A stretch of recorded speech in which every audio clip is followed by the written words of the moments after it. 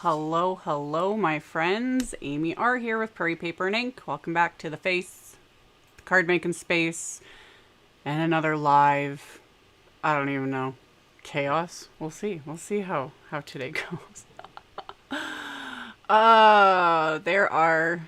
There's a lot of chat I need to kind of scroll through. So hello to everybody.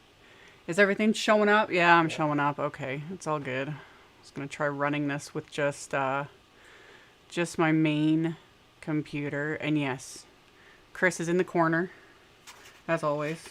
As always. Yep, he's gonna help. He's gonna help moderate, post the linky links, all the things. I'm not as prepared as I was trying to be, so I will multitask for the first little bit while all the things catch up.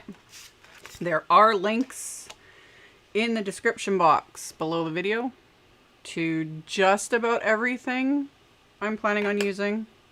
And then anything else I decide to pull out, that's what Chris is for. And he will help link it all to make my life a little bit easier. So, yes, hello to everyone. Yeah, we've got Amy and Emily and Sylvia and Christy and Jean and Heather, and I could just keep going. So yes, hello to everybody. Kath is here. Yes, I survived Stamptember. So that's actually how I was gonna start this video. Happy October. Oh, the month of pure chaos is now over. It was fun. It was fun. And actually, I have stats to share because I'm a nerd. And I sat down and literally added up. I think I'll put this in a post. I was going to put this last night, but I was tired. But yeah, last month I did 38 videos publicly, 20 Patreon videos, 5 live streams. So that's 38, 48, 58. I did 63 videos last month.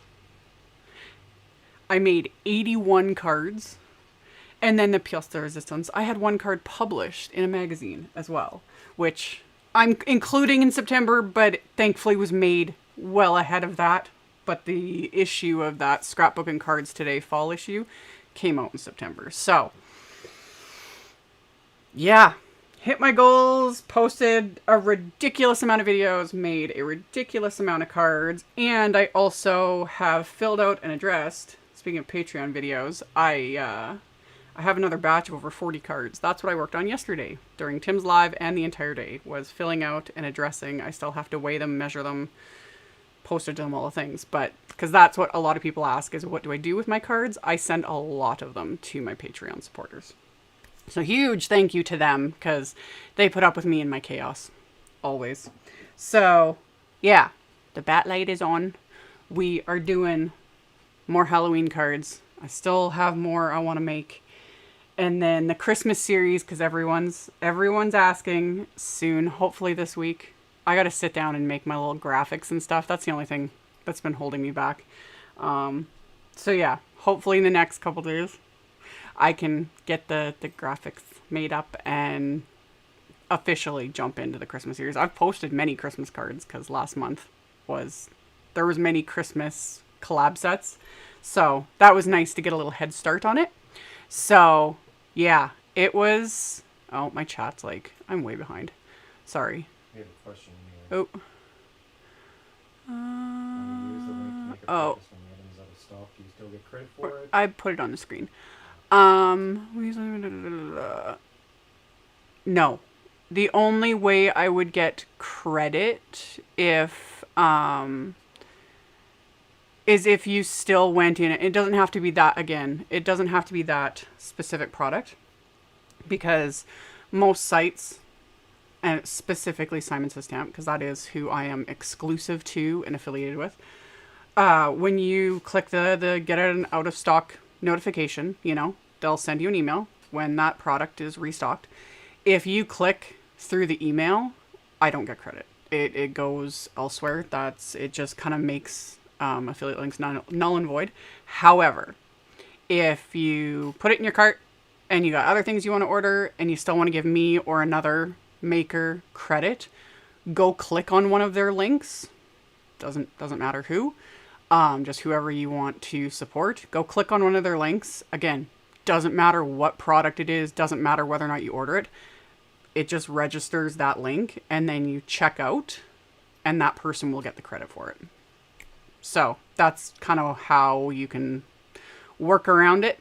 And yeah, I've done that many times to give people credit for different orders because it's like, oh, I was waiting for this and that sort of thing. So hopefully that makes sense. So yeah.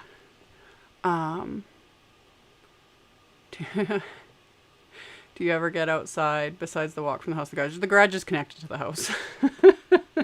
We're right. Like, although it would be kind of sweet if it was separate. Maybe. You know? Maybe heat. Well, if it was set up proper. Yeah. But no, this is the first time ever I've actually had a connected garage to any home I've ever been in. So that was like so fancy. We've never... You parked in it once just to prove that you could. Yeah. But... It was during Halloween, funny enough. Yeah, I think so. But, yeah, no, the garage is connected to the house, which helps somewhat keep a little bit of heating costs down. But yeah, I got a separate... And we've talked about this. As these lives continue, the garage heater will start to kick in. We don't know yet how it's going to sound. It's not horrible. It's not super, super noisy, but I cannot turn it off because we would literally freeze when it starts getting really cold. So, but yes, I do get outside. Chris and I go for walks. Yep. And we walk to our little post office box and stuff. Like I get out and go check the mail and things like that. Like I don't completely live in here, but I'm in here a lot. For like 2.5 hours. Did we go a couple? Yeah, we did go for a long walk yesterday. Yeah, after Tim's live, I got out of the house and we went for a really long walk. Took the kids to McDonald's. That was fun chaos. Yeah. That's how we celebrated. We went to McDonald's. Still, it was fun. So yeah, I do get outside. I do have windows in here. They're just the very narrow ones at the top of the garage doors. So I get a tiny bit of natural sunlight. But yeah, it is what it is.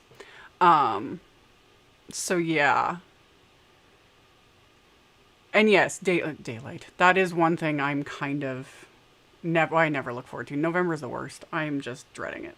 The lack of sunlight up here is massively depressing. I actually do have a little daylight panel that I'll be setting up somehow. I wonder if it makes a difference from like my filming lights. Sure. I wonder if I get my daylights from my filming lights. Did I? Oh, thank you, Elaine. Add to broadcast. See, I'm figuring things out. Thank you. I very much appreciate it. Oh, and Mari. Amy gets out for the odd cup of coffee too. Yeah. Me and Mari, we'll do that again soon. That was fun. You know, happens once in a blue moon. Now that I'm not like trapped in here like I was, because I was in here 7 days a week, first thing in the morning till basically midnight. But man, I did it. I survived, and I didn't totally burn everything down, but man, I came close. I'm talking figuratively, not literally, but if it's not one thing, it's another. So, yeah. I'm not sure what... Oh, people are referring to another comment that I missed. Oh, yes, and yes, that's... crafting your full-time career. Yes, this is my full-time job, but I've also been doing this for over 20 years. I don't know how long ago was I started my blog, before Chris was in the picture, before my second kid was in the picture. So I started a blog almost 20 years ago, and then I've been on YouTube since like 2009. I've been on there since before that, but I started my YouTube channel in 2008, 2009, and then it went from there. And I'm only saying all that because I always get people that ask, like, how do you do this as a job? And I was like, you just start. And then it just slowly evolves from one to another to another to another. It's not like you can just be like, please don't anyone ever, do not quit your job. You know, that point, you know, might come, and that would be awesome. Did I miss another one? Oh, yes, I did. Thank you, Anne. I very much appreciate it. Thank you. So, yeah, it's just one of those things, you know, and it evolved into one thing after another, joining design teams, yada, yada, yada. And then, yeah, when affiliates became a thing. Because when I started, those didn't exist at all until 8-ish years ago, maybe. I'm not sure when affiliate linking became a thing. It was probably like a decade ago. Yeah, roughly. 2012-ish. I think it really started to take off. It started happening around there, something, and because that's when, like, yeah, not just crafting, but like people in general, like, oh, I can make money providing all this free content, you know. So, I think that covers all the things. Oh, here's a good one. Wondering about all the stamp timber. Wait, I need to move my... I can't even see my own. There we go. Some of my, like, stuff gets in the way. All the stamp timber stamps and dies that didn't sell in September, what they do with them. They pull them. And I'm speaking from what I've observed. So I can't, you know, say for sure. They pull what is left over. A lot of the times, they will put them into different packages they'll do. Like, they generally will do a Black Friday crafty parcel.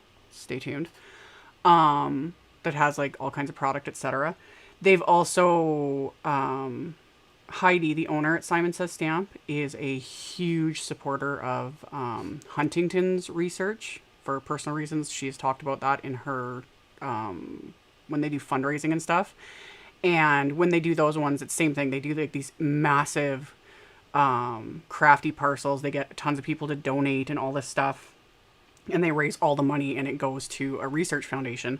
And a lot of times too, stamp timber sets will be put into those packages. So things like that, that's generally what they do with them. So yeah, just fun little surprises, and also sometimes I think saving for other fundraisers and things like that. Like recently there was a really big fundraiser which I never got a chance to participate in, but with like, they didn't need me. They did a big one for a crafty friend in the industry. Her name's Tina, and a lot of you might be familiar with this. She was diagnosed with breast cancer. They needed a very specific treatment for her that her doctors like fought with the insurance and all the things, and the insurance denied her, and it's like $50,000. And the crafty community,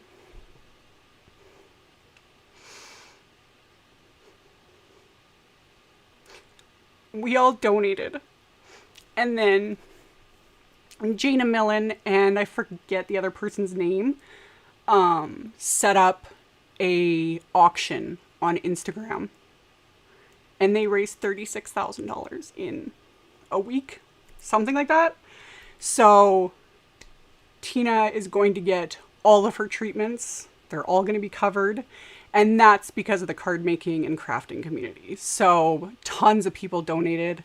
Tim Holtz, etc. But like, that's where a lot of people and a lot of brands will use like things they've set aside. Like they set aside for a rainy day, that sort of a thing. And it's to do things like that to support people in the community.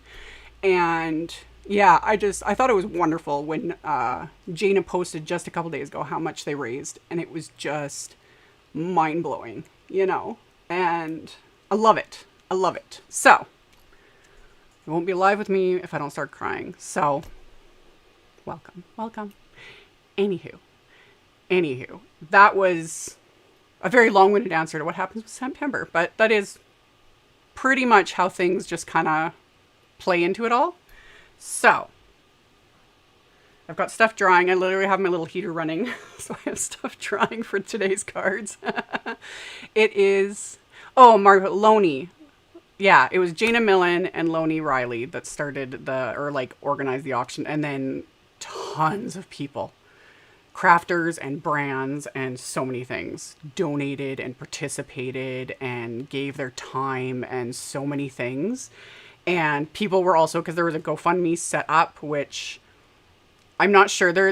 I'm not going to post a link to it or anything right now because I'm not, one, they've met their goal, but also they had to shut it down for a bit. I think more so to get everything like organized, because it's a ton of work. It's a ton of work doing stuff like this. So, but yeah, it was wonderful to see everyone come together on that.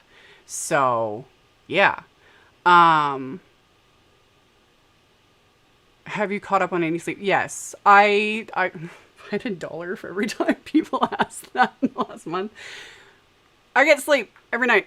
Yep. Every single night. It is a priority. Even though I was working a ton, I wasn't pulling all-nighters or anything like that. I'm an emotional basket case. That's just who I am. That's my personality. And yes, my personality is not going to change now that September's over, because I've had a few people come out of the woodwork and just, well, hopefully she won't be so blunt, edgy, cringy, crying, whatever. And I was like, nope, that's just me 24/7.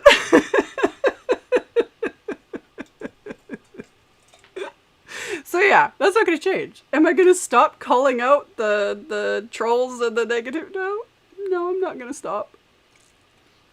Like, again, if I'm not for you, that's okay. It's okay, you know? So, yeah. Will you do any reels? Nope. That's just... It's too much work for too little content. Yeah. I've done, like, literally maybe 2. 3, maybe. They're an art form in themselves, and I like it when other people do them. I love watching people's reels. They're great. When you're actually behind the camera doing them, they are so much work, and I actually find them more work because I do the reel, and then everyone's asking. Like, I get 10 times more questions, like, how did you do this? How's this? What did you use? Et cetera, et cetera. And when I do them, it's like I put in the description, here's a full link to everything. My full video, explanation, supply list, etc. But people just don't. It's just a different niche.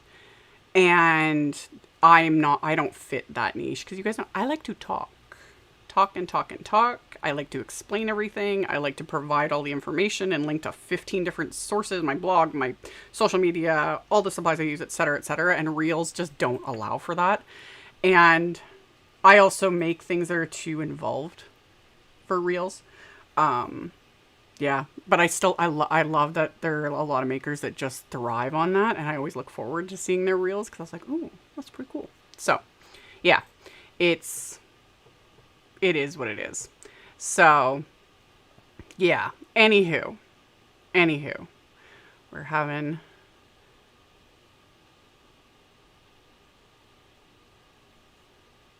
I'm sure you must have a playlist using distress inks. No. Ooh, what the heck? What? It just popped up on its own. Did it show? Just wait. Yeah, Keep watching. Did it show up on its own? That might be a few seconds behind. I think so. It was like a little turquoise. Oh, well, I'm going to add it myself then. Yeah. It showed up on my screen. Oh. Which was kind of cool. But if it doesn't show up publicly, that's kind of annoying. Yeah. I know they're working on that, the people that make this software. So anyway, thank you, Jean. I very much appreciate it.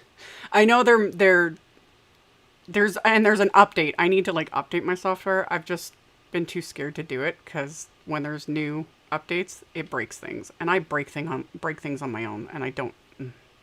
I'll deal with it anyway. Most reels I've seen are basically PSAs and adverts for videos. It depends. It depends who you follow. If you go on like Instagram and whatnot, there's a lot of makers that is they literally just thrive on reels, and that's pretty much all they post, and they're really good at it. And yeah, it's how they share, how they make their things, and I love it. It's like If that's what you want to do, because for a lot of people, that's where they're more comfortable rather than sitting in front of a camera and really like putting yourself out there. But yeah, I'm not good at it. That last one I did, that was that Tim Holtz Valentine's one with the chocolate box. It took me 1 or 2 days to do, because I did a reel. And it wasn't even of the process making it. I just did reels and shorts and things of like showing how I opened because it was like a tri-fold card. It was super involved. I posted that last year. It took me all day to figure out how to do that. And I was so not having fun, and I was so frustrated because every platform is different and how they, do it. I was just like, all the power to the people that do this regularly. I don't have the patience.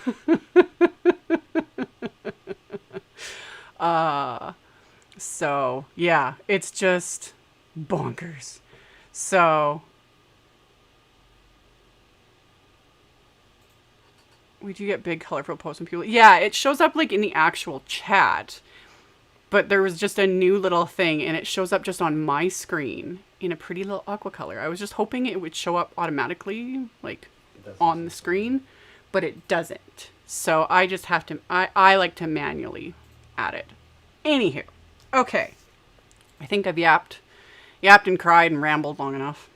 Let's get into the actual card making, So, first off, I switch my camera. I did it. And then I do, I have to move my, just give me a sec here. I'm getting there. Just there. There.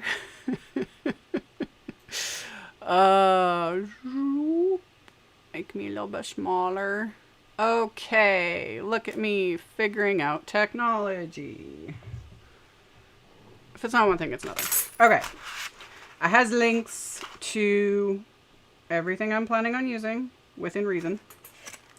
I pulled out a bunch of my Tim Holtz wafer dies because, like I said in the beginning, I want to do Halloween. And yeah. So I pulled out the, I don't even know the names of these off. Halloween Night die set. Love it.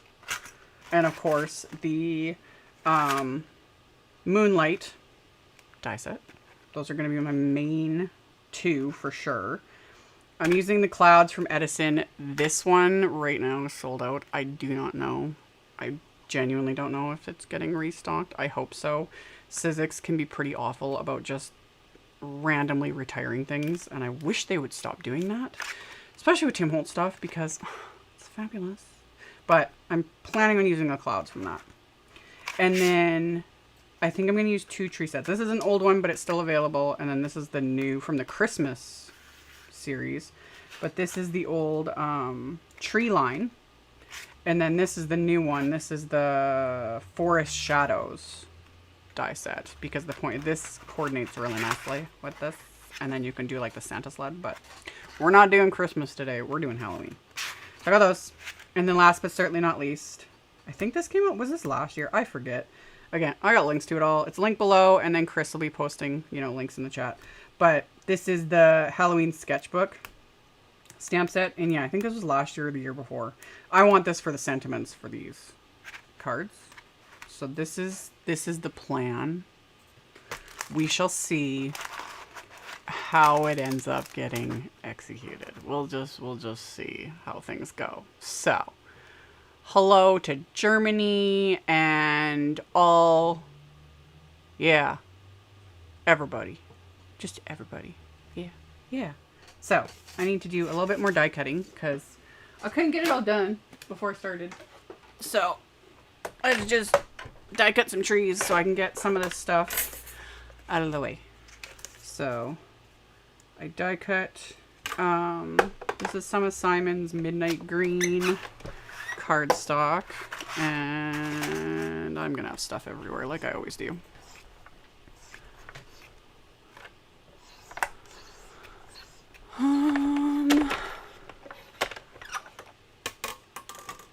Ada's first time joining the live, hello and welcome. Okay, pop these guys out. I'm just gonna set everything aside, and then we'll start figuring out everything else that I'm gonna do, you know?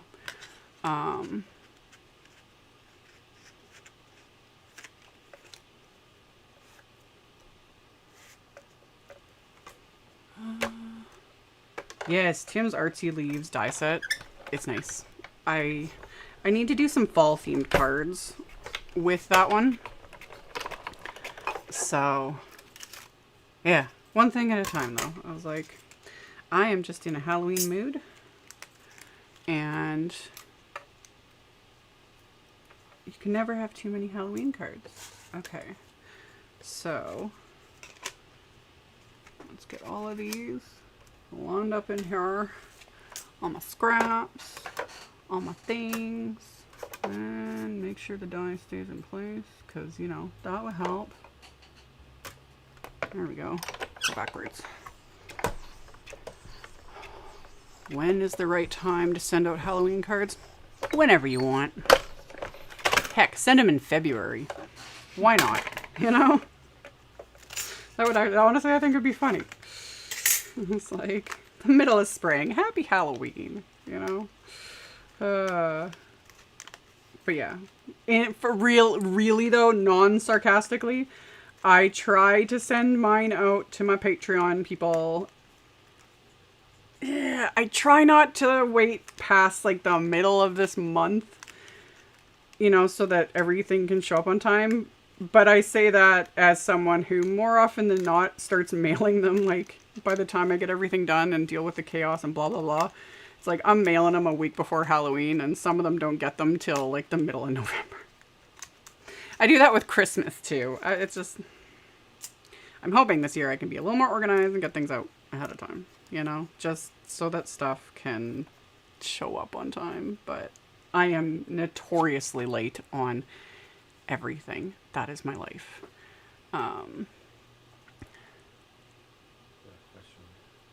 I'm getting a Spellbinders machine like yours Tuesday and have read some reviews about parts breaking. Have you ever had a problem with yours? No. I have never... Technically. I almost... Chris was not in the room when that one happened. But it wasn't Spellbinder's fault. Yeah, I've never had a problem. And I have the Platinum 6. I also have the big Platinum, the huge one. Never had. They're the best manual die cut machines I've ever used. That said, when I was making all of my Tim Holtz Christmas cards for... Was that just yesterday? That was just yesterday. Man. I was making those cards, and I said in the video, it was my very first time using one of Tim's 3D embossing folders, because I've purchased many of them. I've just never used them. And I followed a sandwich instruction that I found online, and I was like rolling it through, and I heard a huge crack, and this right here was literally like bowed out, and I almost vomited. I was just like, oh my god, I broke my machine. But it was just the casing, and it had caught because I was using a rubber embossing mat, and it had caught and was pulling, and I was able to just, I backed the embossing folder out, didn't wreck my machine. So that it just goes to what I always say: if your machine, regardless of the brand, if it's not taking what you're trying to put through it, do not force it. Because even though, because like, yeah, this is the innards of all these machines are like solid metal, big metal rollers and gears, and they're all very solid. But if the machine's not taking it, it don't take much. I busted a different brand of a manual machine many years ago, and same thing. I was cutting fun foam. That's it. And it literally bust the inside of the machine, like completely broke it. And that's why we don't really talk about fun foam very much, because especially at the time, you know, I was a single mom and I didn't have much of a craft budget or anything, and breaking an expensive die cut machine was awful. It was so awful. But yeah, these machines are really good. Anytime anyone has an issue, because it happens, you just contact the whatever brand it is, you contact their customer service and tell them what the issue is. And yeah, because sometimes weird things like when you get, I know with the Spellbinders one, when you get the machine and they're brand new, the handle is not attached. It's like separate in the box, and it's a one little screw with a washer and a little Allen wrench. And there have been times that the little screw can be like, something can be stripped, or, you know, just, it's rare. And you just contact. And they are really good about sending out little parts and stuff, I've heard. And yeah, I've never had a problem with any of mine. The only thing that's ever fallen off, there's a little rubber piece that like goes right in here just to cover it to look pretty. And mine fell out at some point. It'll be on underneath one of the pieces of furniture. I don't really care because that's just for looks. It's irrelevant. So yeah, it's a good machine. So I'm very, very happy with my Spellbinders machines. Okay, that's technically all the die cutting I'm going to do at the moment because I just wanted those trees. Yeah. Let's put this here. Okay, so, and I had already done the tree line one, and I now have a mess. So I've got some trees for my scene that I have in my head. Oh, and Chris thought I should show. This is my very professional sketch of what I plan to make. It's very amazing. I'm a very skilled artist. You know, those are the trick-or-treaters. Those are trees. And then there's a moon and some bats, which I labeled for myself. I really should start my own brand, you know?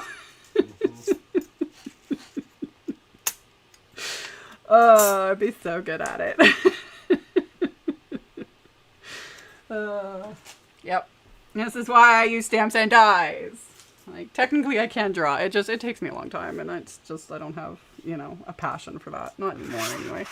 Okay, let me put some of my dies away so I don't lose them, because that would suck. Okay.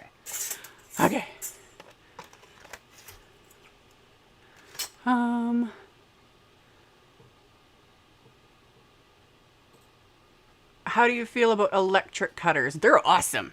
I'll probably be using it in a little bit. And I linked to it below. I got the Empress Mini, and I have a birthday coming up soon, and there might be a box sitting below me with the big Empress. I'm kind of excited about that. I don't know where the heck we're gonna put it. Literally, that's why it's still sitting in the box and I haven't dived into it. Because one, I didn't have time last month anyway. And two, I don't know where I'm gonna put it. I don't know. But yeah, for electric machines, from everything I've ever heard and just my experience with the Empress Mini, the Empress is kind of like top of the line amazingness. And then for manual machines, I genuinely love my Spellbinders, Platinum 6 and Platinum. And do people need all of them? No. But I do this as a job. So, yeah. Okay. Step 2 of what I want to do. I think these were the panels I did. Yes. Okay, these are going to be my backgrounds. I'm planning on doing 5x7. Did I miss any more questions? I don't think so.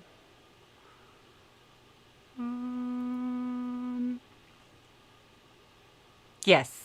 Yeah, I got the Empress. I've been saying it for so long how bad I wanted one, and I thought I deserved it after the month of chaos. So yeah, okay. I got my die cuts. I got my backgrounds. Now, that was the cool thing about this die set. I should show this. Because I wasn't even aware, even though it's right there on the package, that there's 2 sets in here. There's this die that's all 3 of them, and then bigger ones. Because, you know, maybe open up the stuff when you get them, especially with the Tim Holtz ones. more often than not, there's more to it than you would think. So yeah, there's like big ones, which is really fun. But I'm going to use the littler guys because they're going to, you know, this is like 4.5 by 6.5 right now. So this is the size I want. But then, yeah, there's individuals too. So that was really cool. But I want the little guys. And then what I thought I was going to do, rather than just die cut them from black, even though that looks really cute, I want to make them look like ghosts. And I linked to Tammy B's video. It's in the description box. You just got to scroll down and it says like Tammy B Ghost Inspo, whatever.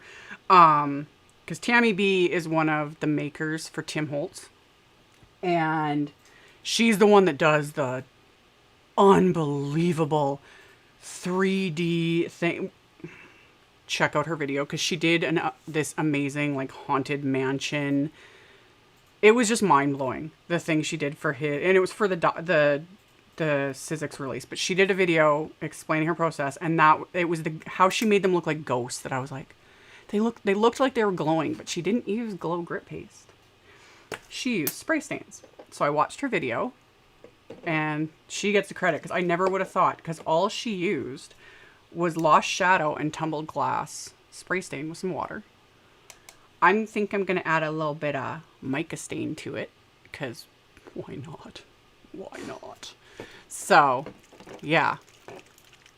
Yeah. Do you typically only do card making in your card? Yes. I am a card maker. Every once in a blue moon, I'll do something else. Just depends on my mood, but I am a card maker.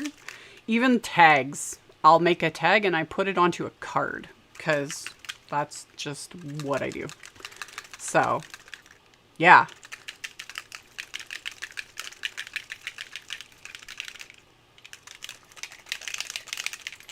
Let me shake this up.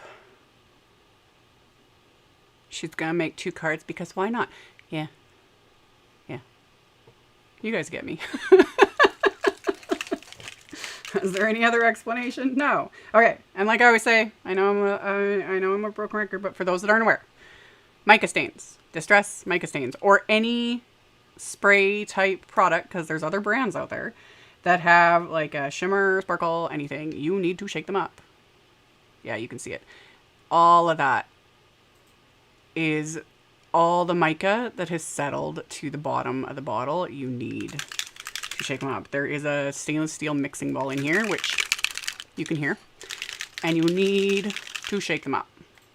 So give it a good shakety shake, and then when you're working with it, continue to shake it, because gravity will always do its thing. We can't turn gravity off. So yeah, it's always going to settle, and we'll just set that aside, and let's make a mess, because that's what I'm gonna do. I think, how many can I get out of this? You know what, let's do an entire sheet, because I want some for the inside too, plus maybe extras for later. So this is gonna get extra messy. This is gonna be fun. We need the flower sackcloth. Gonna do that. And you know what? Yeah, because I don't have space. I'm just gonna get a couple more of these. Talk amongst yourselves. Ooh, I can use these too. Where's flower sacks? There's a lot of one. Wasn't that fabulous? One grew legs and walked away. It's a good thing I put extras. Okay. Okay. I'm back. Alright. Shake the devil out of them. Yes! That is what you need to do. So, I know, right? I have got yet another clean flower sackcloth. Who'd have thunk? My stuff doesn't always have to be completely filthy. I have a feeling that this might get kind of extra messy. And since I'm doing a full 8.5 by 11 sheet, let's just really prepare, okay? I would rather over prepare than, destroy everything. Okay. Okay. So, get that out of the way. Water. Heat tool. Yeah. So. Okay. Big prep time. Yeah, I always think I have covered everything in the spray radius and don't miss a spot every time. 100%. Always. Always. Like, I got mica, and especially with the mica stain, and really spray stains in general. One, all my clothing is old. In fact, yeah, you know, I'll put my apron on too. Now that I'm thinking about it. But yeah, that stuff stains. I got stains on one of my favorite sweatshirts, and it went through the wash, and it still got mica stain on it, which isn't the end of the world. It just didn't help that it was fallen acorn mica stains. So it's like I got like sparkly brown splotches on a gray sweater. Brilliant. Just brilliant. So, anywho. Yeah, card maker surgery. Yes. I'm a professional. Just gotta, you know, get the scrubs on. Actually, scrubs would kind of be nice for crafting. I probably should do that. But really, more often than not, I'm just in my pajamas. Okay. Tumble glass spray stain, lost shadow spray stain, water, and then for funsies, we'll do some of the frozen fog mica spray stain, which always shake up. And we'll start. Let's just spray some water. This is distressed heavy stock, by the way, not plain white cardstock. Heavy stock is different. Heavy stock is meant to handle more water. It's thick, and it can kind of handle some of the ridiculousness we put it through. And then let's just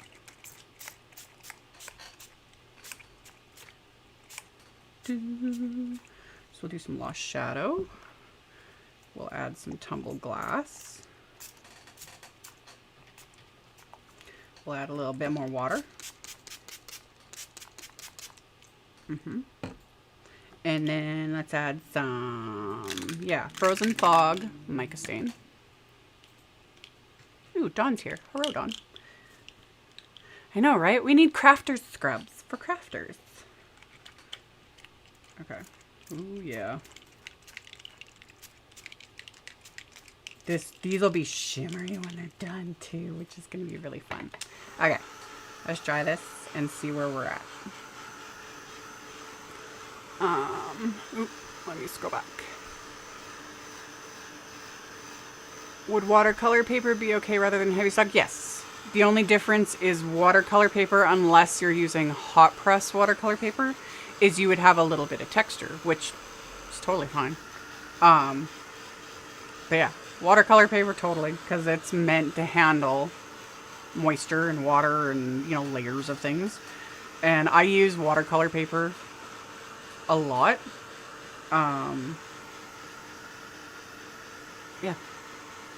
Yeah, because like Ranger's got their watercolor paper. That works awesome.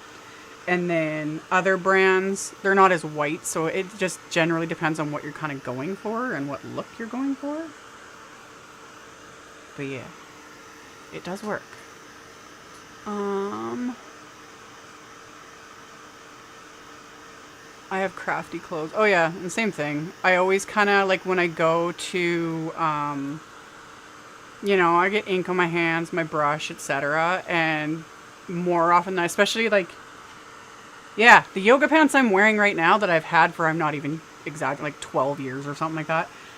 They've got paint stains on them because I was painting Chris's house before we moved into this house. You still owe me a pair of Lululemons for that. Anyway, they've got paint stains on them, and so yeah, I don't care. I'll like wipe my brushes on my pants, things like that, because they're already wrecked. I don't care. So, yeah. But more often than not, I'll stop and think and like look down. I was like, okay, what am I wearing today? And then aprons help. I'm trying to get better about wearing them, because then yeah, I get. It's usually food stains more than anything. Oh my goodness.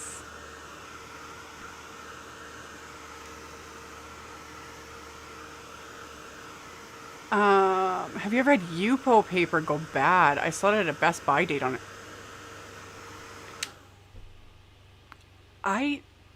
Did it really? That's weird. It shouldn't. It's plastic. Like, that's the one thing with Yupo paper that's kind of a misnomer because it's not paper. It's literal synthetic. Yupo, it's a form of plastic. There's different types, and things like that, but it's, yeah, it's plastic, so it technically should last forever, really, you know? And really, with any paper, as the enemy of paper is moisture, you know? And I'm not talking about like spraying it and making it look pretty. The enemy of paper is like if you have it stored somewhere and moisture gets at it, because then mold and mildew. That's the enemy of paper. So, yeah, because same thing, paper can literally last for hundreds of years in the right conditions. Okay. I kind of want this to be not... We're just going to play with it. We're just going to play with it. There's a reason why every ancient text came from a desert and not from a swamp. Bingo. Because yes. There was, and that's funny because I was just it was another random video I saw, but it was someone, and they were just like, they'd walked into a basement and there was like shelves with just these books, and they went like this to them, and they just, they didn't even just shred. It was just mush, yeah, almost, because there was too much moisture and they'd been sitting there for decades or something, you know, and it made me sad though, because I'm like, those books are ruined, you know. Another thing I probably normally would have cried over, but again, you guys know. You guys know. Yupo's website says it has a year's shelf life. Weird. Now we're going to have to look into that. I am very curious. Yeah, I'm curious. I don't work with, like, I have Yupo, and mine is definitely older than year old. I'd have to start digging through some stuff. But that's interesting. Why would it have a shelf life? Yes, plastic does change color over time. So I would assume maybe that's why Yupo would do that. Because yes, it can change color, yellow, etc. And I wouldn't be surprised if that's Yupo kind of protecting themselves so that, yeah, if someone bought it and then it's like 5 years down the road and they're like, it's not white anymore, I want a refund. And it's like, you know, I would assume that would be the only reason, is potential color changes. But yeah, I don't really work with Yupo. I have alcohol inks and, you know, all this stuff. It's not my forte, but you never know. You never know when it might come in handy. Okay, yeah, that softened it. That's what I was doing. I sprayed it more with water, and like you can kind of see some of the sparkle. We're getting there, because I want it to be kind of soft, you know, because they're going to be little ghosties. That's the plan. Anyway, I'll just keep mucking with it, because why not? Even though I tell everyone, you gotta learn to leave it alone.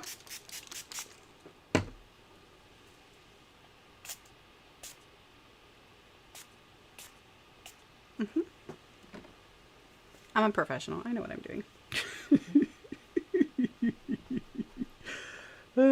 Yep.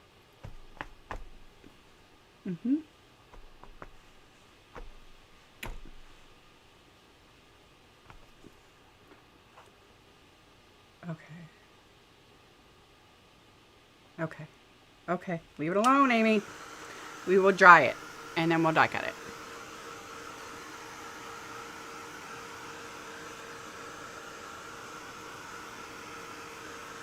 For those that have Yupo, just go check it after, you know. Keep an eye on it. Thankfully I don't have tons of it. Although I did, remember? Yeah, that one time like forever ago. And I lucked out and got some on sale. I think you were with me. That was at Michael's. Remember? And I was like, oh, it's set on the thing, because I got it for like 50%, because they were redoing the display. That was years ago. Yeah, my Yupo is years old. Most of the things that we buy from Michael's are just replaced with like a bag with a question mark on it in my head. Yeah, probably. Yeah, you don't remember, but I was like so excited because I know how much that stuff is, and it was marked down to It was like dirt cheap because yeah, they were moving things around and obviously like discontinuing it or something. And I'll have to go through my stash and find it and see if it's discolored. I'm very curious about that now. So, yeah. And then yeah, use it. Some craft products are not meant to last forever. That is something a lot of people need to remember, that yeah, it's not meant to last forever.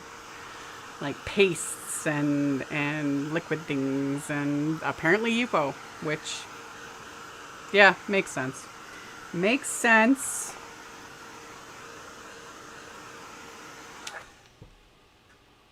Okay. It's very subtle. In real life, it is shimmery.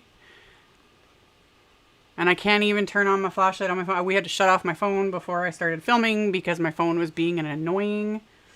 Not going to use the word because I'm a family-friendly channel. But it was being really annoying and kept like overriding my cameras and... Oh.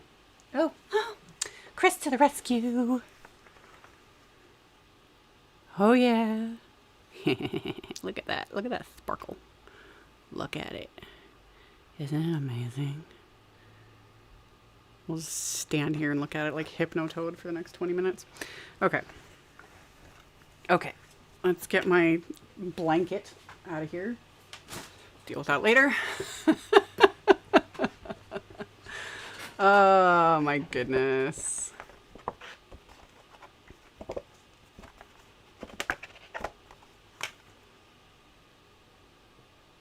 Like that black paste that changed right in front of you that time. Oh yeah, that was the weirdest experience I've ever had. And again, I have been doing this for 20 years, you know, and I'm used to my products. They dry out.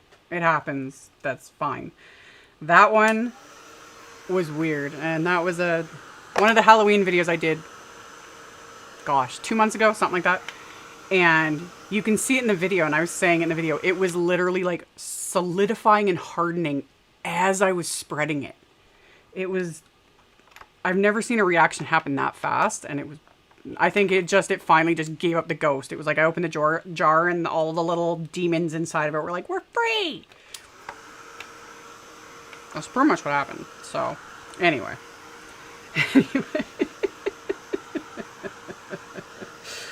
Okay. Okay. Let's get back to card making. But yes. Oh, I missed one. Thank you, Gina. I very much appreciate it. Thank you. That's okay. I found it. So yay me. But yes, pastes especially, and that one I will be always a broken record on. Pastes are not meant to last forever. They're just not. And they're all different. There's, you know, different brands. There's so many different formulas and chemical makeups and all the different things.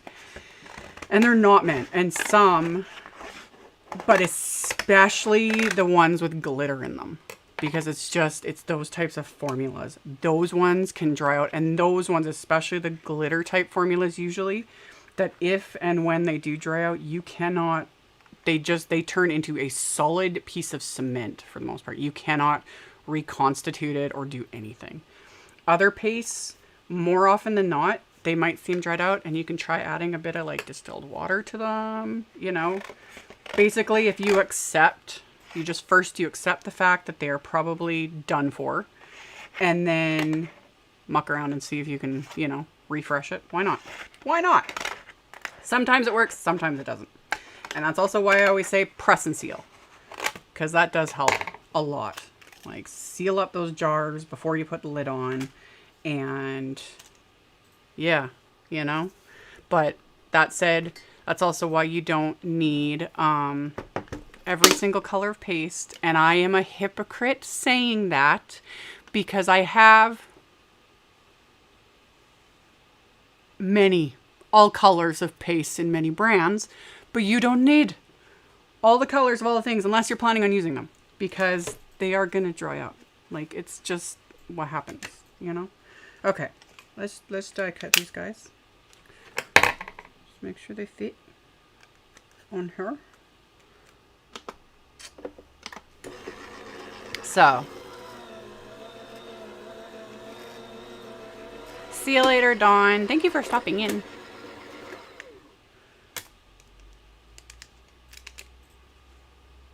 Oh, I think these are going to be cute. I'm excited. Okay, let's move these guys around. I always move my dies around, especially when die cutting the same thing over and over, because you always want to make sure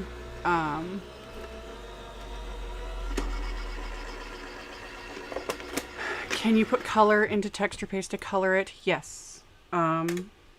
With paste, it needs to be water-based, so you can add little bits of re-inkers. You can smush, I've shown it in videos, you can smush, you know, some ink pads. Did I just cut off part of his foot? It's fine. It's fine. It's fine.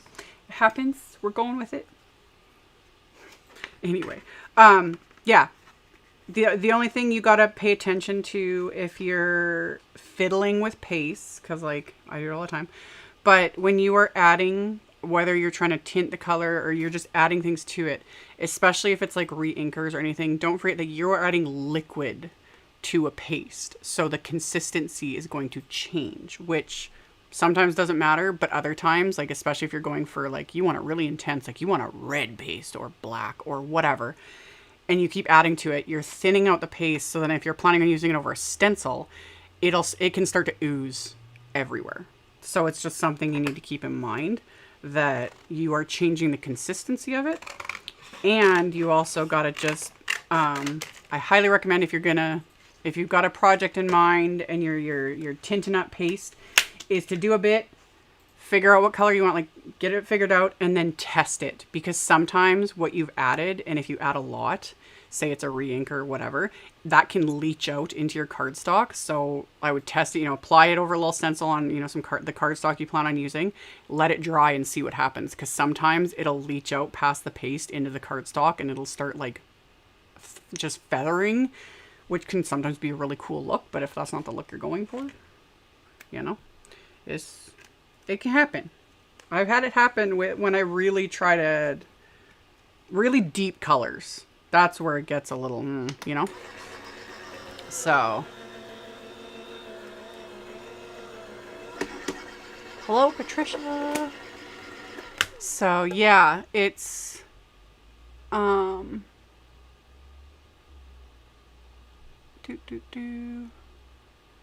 oh yes, we need your channel live on Sundays. Yes, as of roughly 2 months ago. Yeah. I forget exactly when I started live streaming, but that's about when I started something. 2 p.m. Central on Sundays. That is my time slot. And, oh, I might not have cut all the way through that one. I might need to fiddle with him a bit.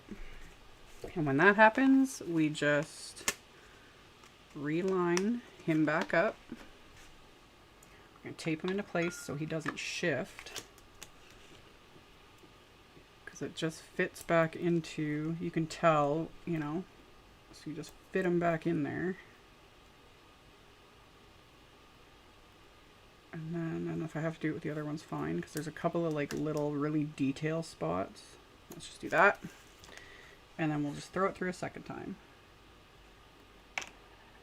Yeah, because it was like one spot there. So I just need to redo that one more time. And then we'll be good. And now my chat, I gotta like scroll down on mine. There we go. There we go. I recently used gelatos to tint here. Yes, gelatos, because gelatos are water-based. Yeah. Yeah, gelatos are water-based. I was thinking like oil pastels, but oil pastels are oil-based. Yeah, anything water-based. So I've done that in the past. That was actually the only way I really liked using gelatos. I just don't like using that sort of thing. But I've got old videos on my channel, and yeah, scribbled a gelato on a palette, add some paste, and like work it in, and totally works. Totally works. You get good results with that. And because gelatos aren't liquid, you're not really altering the consistency of the paste. So yes, it definitely works. And now I've like got tape everywhere. Great job, Amy. Okay. Okay. Just get... I got one more for the inside of the cards. Okay. We're good. We're good. Everything's good. Okay. So yeah.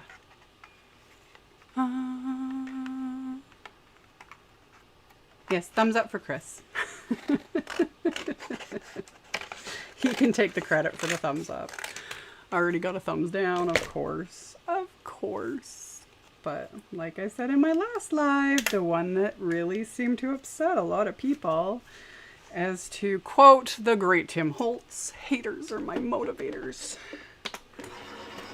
Still need to get that put on a t-shirt.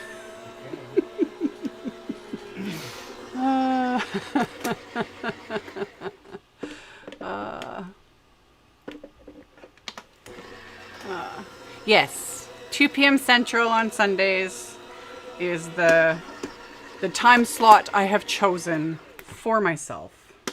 Because, I'll get to that.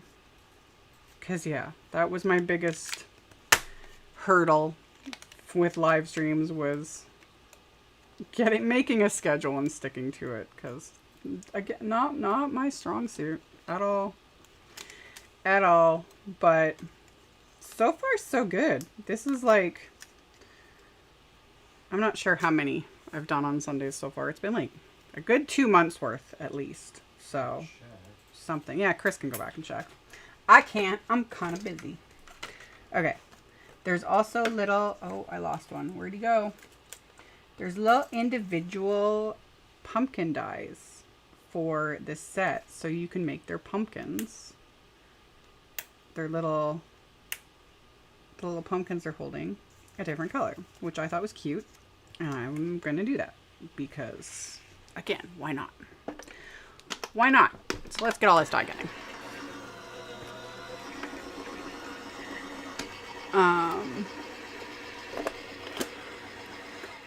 I like his comment, don't yuck my yum. I know. Oh, he's got so many quotes, and I'm a parrot. I just repeat them because it's like, why bother coming up with any of my own?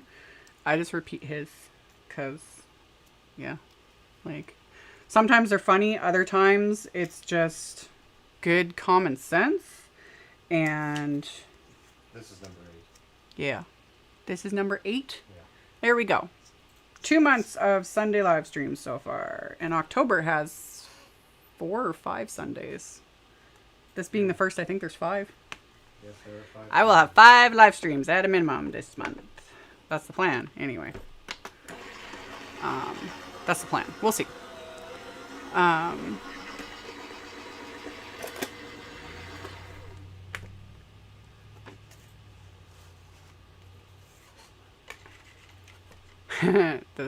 Yeah. 100% truth.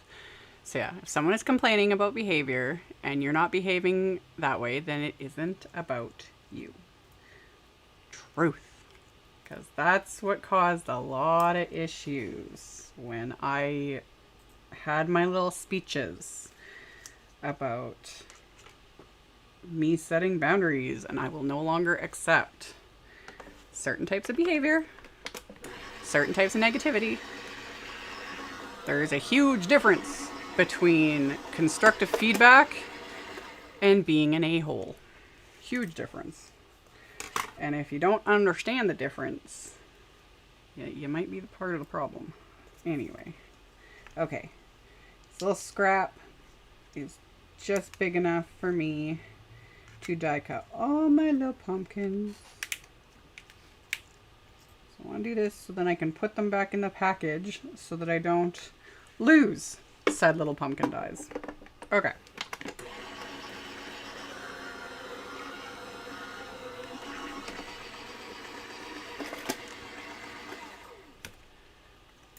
It was so cool that Tim tagged your cards.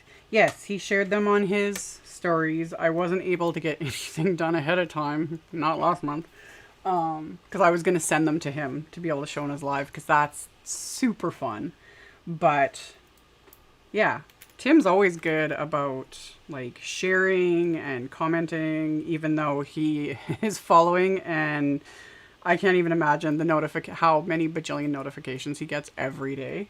But he's really awesome about like leaving likes and commenting and then sharing when people use his brand and all that stuff. And it's just really nice. Like, people very much appreciate being acknowledged. And like I've said, always giving makers, and I'm not talking about me because that was also part of the issue on last week's live. I had someone come completely unglued on me and was all like, you don't need any more likes and nice comments.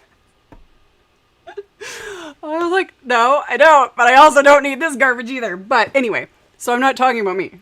I wasn't then either. Giving people thumbs ups and likes and just giving people just some positive, happy, kind encouragement, it means a lot, you know? And if more people could do that, especially for the smaller makers that are putting themselves out there and creating, like, do it, you know? It's way more fulfilling to be that person that you might have just made somebody's day, or, you know, just put a smile on their face by leaving a thumbs up and a nice comment, whether it's on Instagram or Facebook or YouTube or wherever people are happening to share their things. And so much nicer to be that person rather than some negative, miserable naysayer that feels the need to word vomit ugliness and nastiness and all the things, you know? So, yeah. Just is what it is. So, yeah. Yes, exactly. Exactly that. It doesn't cost 1 red cent to be kind. Truth. You know?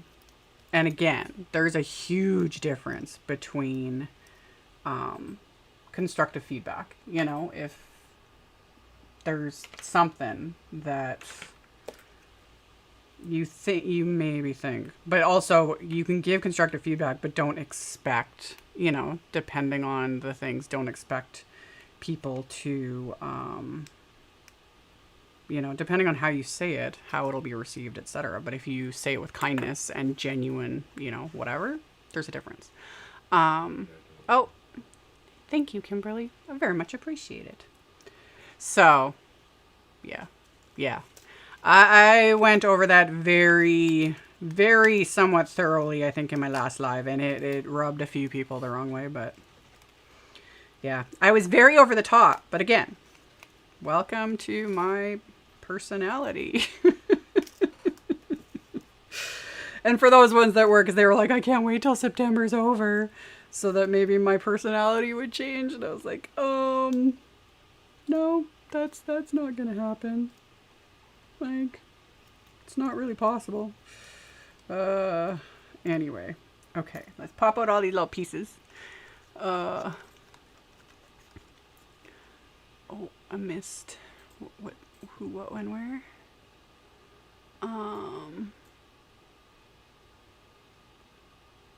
Well, I'm glad. And I do try really hard to respond when people tag me. This is a small, not specific about this comment. When you are tagging people, if you were directly inspired by them, 100% tag them. You know, say so-and-so inspired me, tag them, explain it, you know, that's fine. I'm running into some issues with people. See, I didn't fully, oh, I can make this work. People tagging with basically trying to use other makers to get attention or recognition, or they're trying to sell something.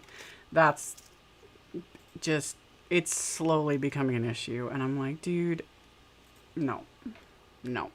Like, if any of those people happen to be watching, I do have my Instagram set up so that if you tag me, you tagging me does not make it appear on my feed, so you cannot profit off of my following and stuff, because that's no. But when people tag me for genuine reasons, I always try to respond. You know, I like to give a like and a comment and stuff, because it's the nice thing to do, you know. And plus, I like see it's cool, you know, when they're like, "Oh, I saw like this make and then they did their own take on it," and that's super cool. That's literally why I do what I do. So, I do try to keep up with that. It's not perfect because the robot overlords kind of suck, and I sometimes don't see everything, but I try to keep up with it, and I try to leave comments and tell people. You know, because it's like, man, that's so cool. So, yeah. I give out the advice and tell people what to do, but I do try to follow it myself as well. Because, you know, the whole practice what you preach. Yeah. Good enough. Let's just peel off the little oops. It's a nice thing I'm using heavy stock. Okay. Okay. Yeah. Oh my gosh. Alright, so we got these guys. I don't want to adhere these just like this. I didn't link to it. Look up waffle, hit waffle grip in a search bar. And then it'll be the 6x6 one. Okay. Yep. So I'm going to use my little waffle grip mat. Just a little guy this time, because that'll hold all these dudes in place. Because I'll add some black soot distress ink to these, and maybe not put them upside down. That's kind of probably what I should do. Yeah. The bumpy bit is the bottom. Not like it really matters, but anyway.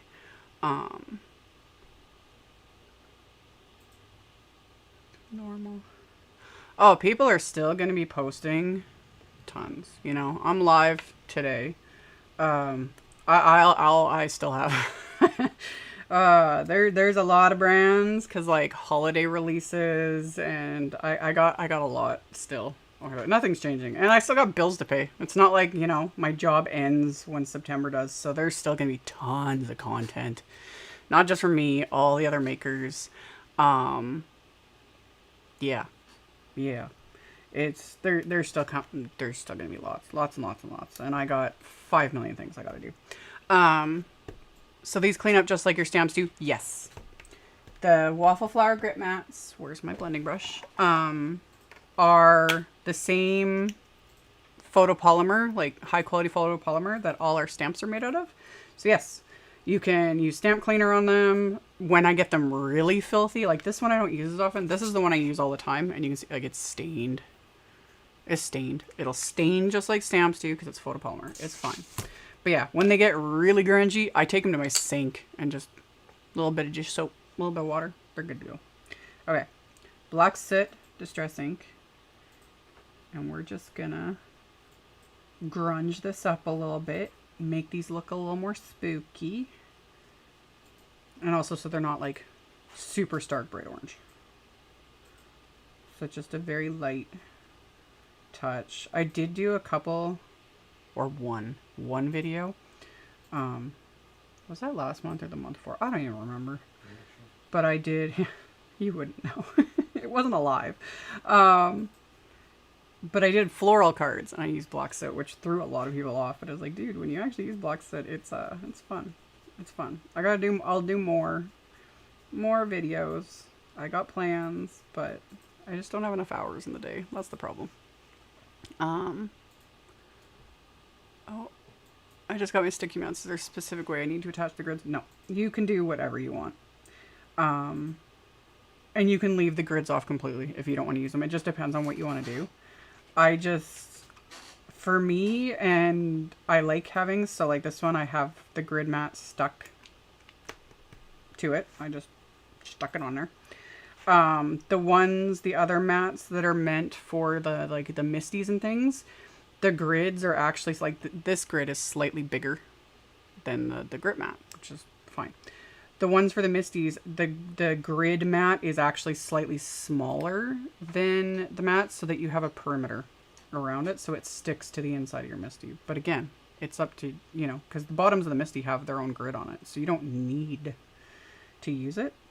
They're just included for those that want to. And I don't know why. I like having them even though it's, and I use it. Like when I line up my card, I line it up in the grid. Does it matter? No, it really doesn't. Anyway, okay, I'm going to leave those in place because we'll just adhere them while I'm doing this. I didn't link to these either. Reverse tweezers. They're under my most used tab. Scroll down. And then the tags. Scroll to most used. No, it'll be higher up. Yep. And then scroll down, or hit on the empty, yep. Yep. So yeah, gotta use my little reverse tweezers. So we'll adhere the little pumpkins in place. Yeah. Yeah. Love it. Okay.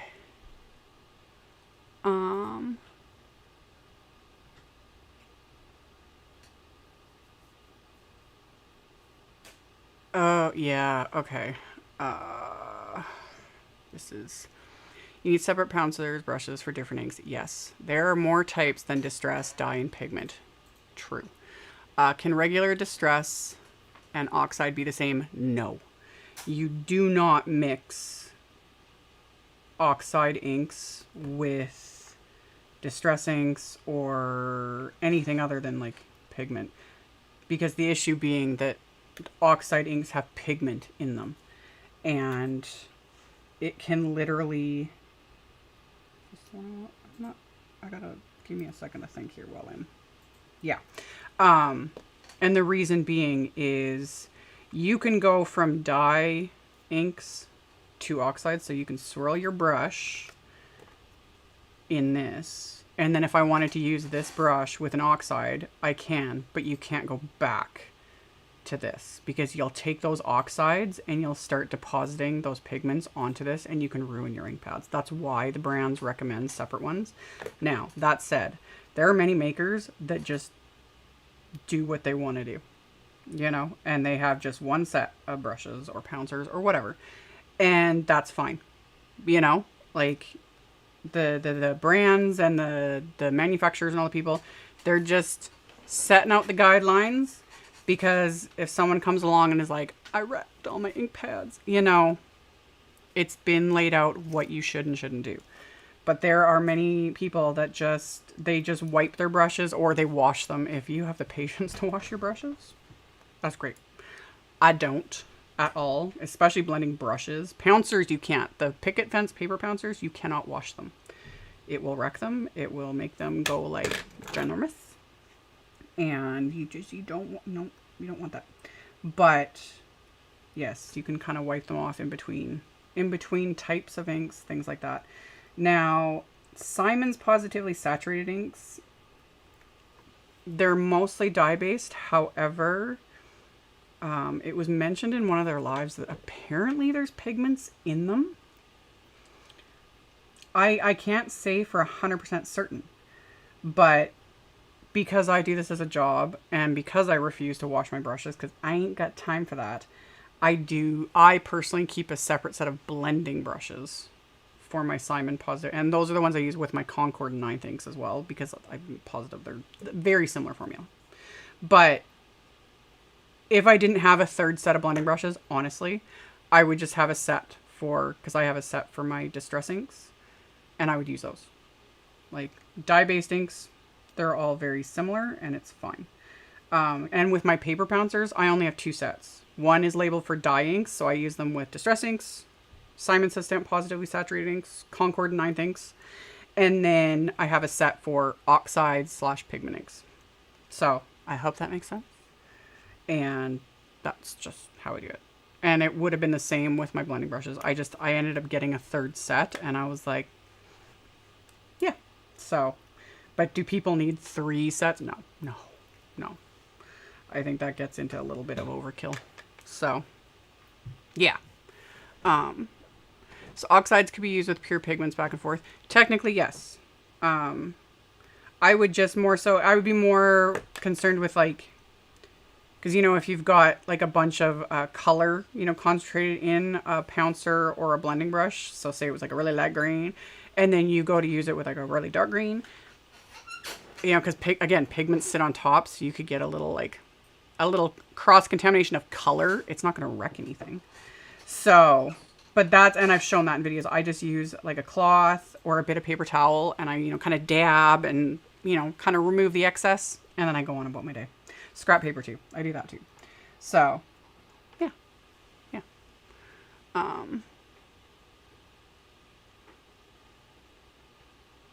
How did you label your oxide pouncers? Picket Fence Studios has little label stickers on, I'm pretty sure it's on their website, because I got mine in person. They were given to me when I was at Create earlier this year. Oh, that was the wrong one. He goes over here. So, yeah. And I think I've told the story before, because like Ricky was with me, Ricky Bromero, like Bromero cards. And she gave us like a couple rolls of the different stickers. And then we were joking about, we were going to put those on our wrists and pretend they were like VIP wristbands, because we're VIPs. We're very important. Because we're nerds. So now every time I look, because I still have some like extra stickers left over, and every time I see them with my pouncers, I'm like, we're VIPs. We're super important. So, but yeah, pretty sure they make them available. But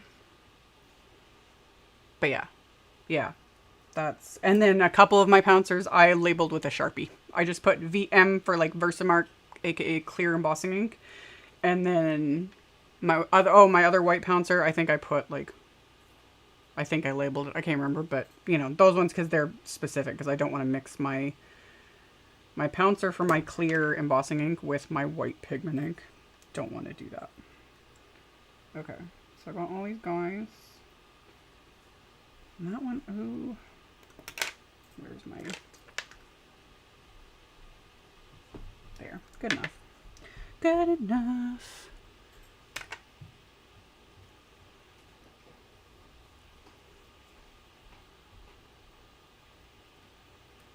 Yes, I was their fan, following them around as their entourage. It was ridiculous. And no, I'm definitely not a VIP. I just like to joke about it because it was funny. But yeah, we tried, because we were like, we're VIPs. Like, do we get anything extra special because of this? Nope, you don't. So, yeah, good times. Oh my goodness. Okay. Got that. And yeah, you can just wipe off black soot ink stains big time. Ooh, this is another one. Any ideas if Simon is doing Create again? Will you be there if they do? Heidi mentioned it in one of the lives during Stamptember, because someone had asked. I was not thinking there was going to be one in 2024. They are planning one, but she said in the video that there's no definitive information yet, so I don't know anything. They are planning one. She said they're aiming for late spring 2024. If that happens, and they do, I do plan on attending. We'll see. I have no clue. But once there's actual official info, then we will revisit the subject and see what happens. But I do hope, I plan on going again. Okay, what am I doing next? I'm going to do this. Gotta do the backgrounds. We gotta figure out what we're doing for the backgrounds. And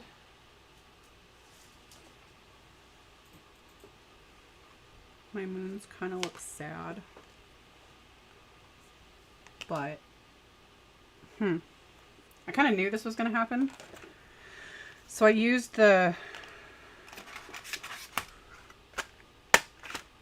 Moonlight wafer die set, which, if you're not aware, it actually has two sides. This is the lower one. Oh, you can see it better on camera. In real life, you can... I'll get to that. So, for those not aware, there's actually two sizes of moons in this die set. This is the littler one. And then there's a big one. And they are wonky shaped. I have had people ask me about this. They were shaped like this on purpose. They are not perfect circles. They are wonky. And I actually kind of like it. I think it's kind of fun. But yeah, people were like, why is it not a perfect circle? And it's like, because it's Tim Holtz. You know, he does what he wants. And it's just kind of whimsical in a way. And they line up. There's the solid and then the detail, you know. And yeah, and so for this, I die cut the two pieces. I layered them together. And it's hard to see because I completely covered them with grit paste glow. So these are going to glow in the dark. But, which I was wondering, because I didn't do any like ink blending or anything on the layers before adding the paste. I just die cut it from really light yellow cardstock. So, yes, we got to meet Jessica. That was fun. That was this is so random. But meeting like so many people that I like have worked with or known or etc. in real life, the biggest thing that really I found so weird to me is I felt like everyone was so short. And I'm not that tall. Although there's a few makers. Holy crap, are some people tall. Emily Midget comes to mind. Meeting her, I knew she was tall, but actually meeting her in real life, it's like, because I think she's 5'10" or something like that. Like she's really tall. And yeah, like I also met Callie Person, and she's like I was walking around a corner in the hotel, and she just like popped around the corner, and I nearly bowled her over. Didn't even see her coming, and it was like, yeah, she's just very short, and I just thought it was really cute. So yeah. Anyway, okay. I'm trying to think. I want to define these moons a little bit more because, yeah, that detail is kind of lost because of the, all the grit paste I added, and I didn't add detail to the cardstock before adding the grit paste, which is fine, but I want some detail. So what I think I'm going to do is I'm going to make this basically a mask. If I die cut it from just a scrap of cardstock. That's all I got to do. So let me grab just a where? See, this is where Yupo paper would come in handy, actually. Because I've done that. I've shown that in videos, using Yupo paper to create a mask. Because then it holds up for a really long time. But no, this will work. Let me just quickly cut. I'll just cut this. Get that out of the way. Let me quickly cut this with my die cut machine. So go like this.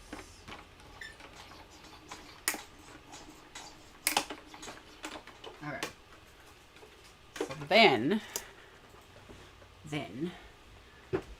what I'm gonna do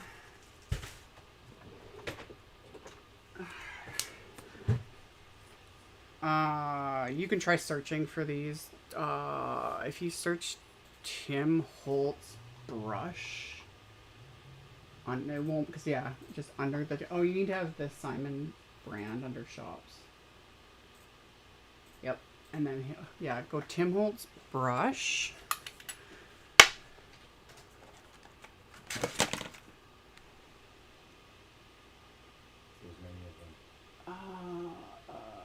We'll add a link to it afterwards, because I forget what these are. Someone else in the comments might know that can give, that can post them. I forget what Tim calls these, because this is like the only one I have.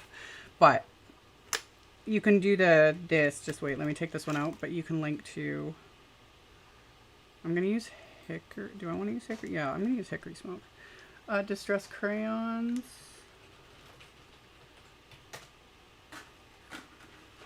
Heidi might even have them open stock. Here, this is the set you can look for, or look up, see if there's an individual hickory smoke.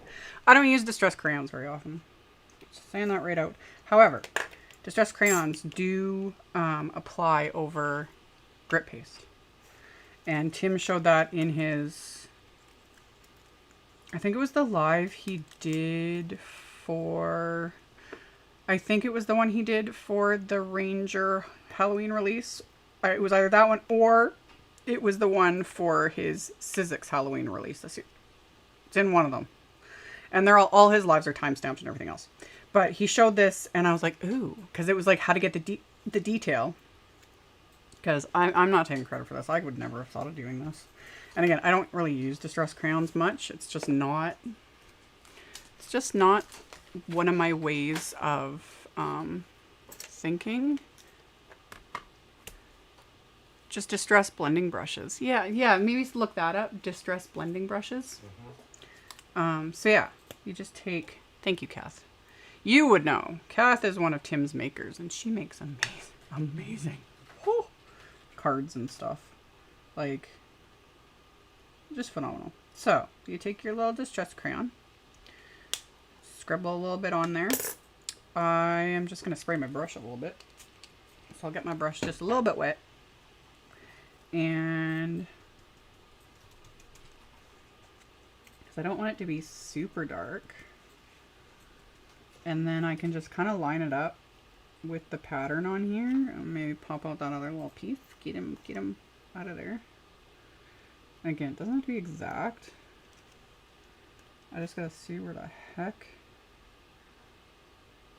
where I was when I layered these. There we go. Again, it doesn't need to be exact. I just want to give back some of that detail.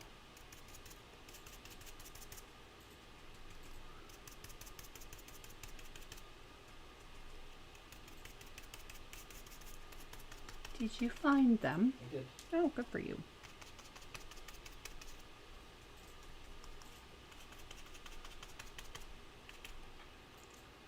Oh yeah, it's working. It's working! Well, I'm also getting little crusties. Okay, this is working. Let's keep going. Let's keep going. So, just keep. Yeah. So, the water softens the crayons, but the crayons, once they dry, they basically dry permanent.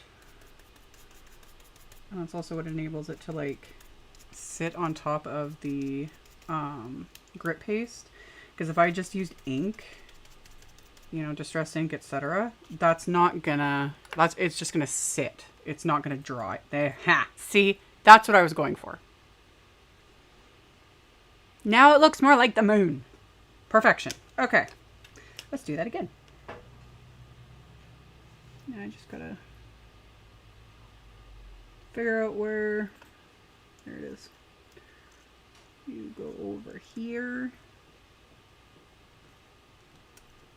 And then we can just take that and just kind of blend it.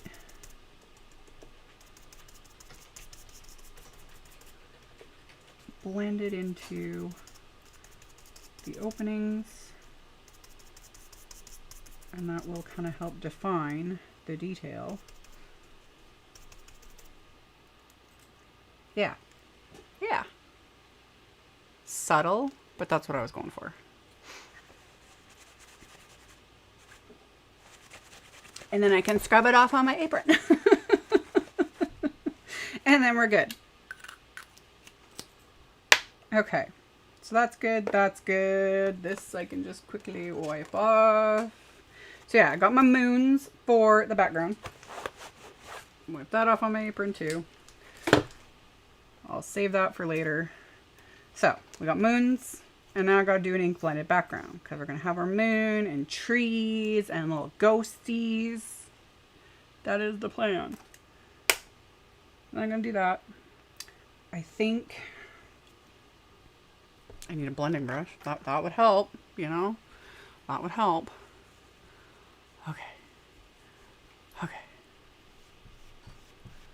And then let's take off some of this excess, because whenever I use this last, I probably used it with a really dark color, as is tradition. And then I'll just use this one and a pencil.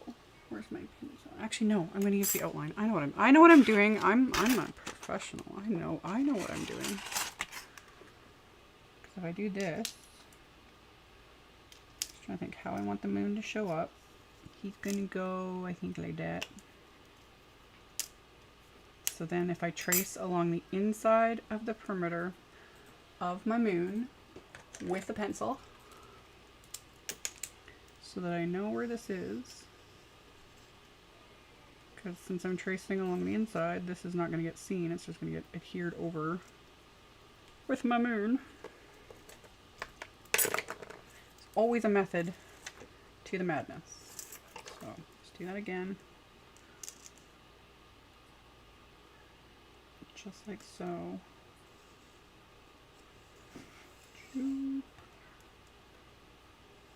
Okay. So I got a couple of little like perimeters there, so I know where it's going to be, so that as I ink blend, because I kind of want it looking like it's glowing, you know. So let's start with tumbled glass, and I'm just using regular distress inks.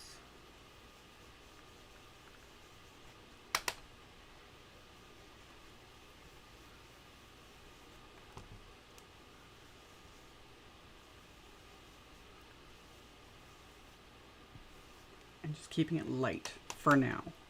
It's gonna get a lot darker. And also by starting in the center where the moon's gonna go, I don't care if this like that it's gonna be splotchy and look gross, because it's not gonna matter, because this is gonna sit right on top of it.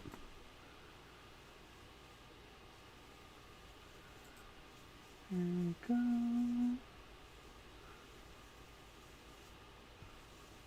Okay. We start with that. Then we're going to go in with Stormy Sky. And I need... Oh, here we go. When do you choose your distress inks, and when do you choose to take distress oxides onto your projects? It just depends on my mood. Literally. I chose distress inks this time just for something different, because most of the time when I'm doing backgrounds, I'm using oxides. And yeah, especially if the cardstock is light, either one, it doesn't matter. If the cardstock is dark, then I go with oxides, because they have the pigments in them, so they'll sit on top and like show up, because I've shown that in a ton of videos. I love how distress oxide inks look on craft. Chef's kiss. Like, best thing ever. Okay, so I'm going to start going in with Stormy Sky.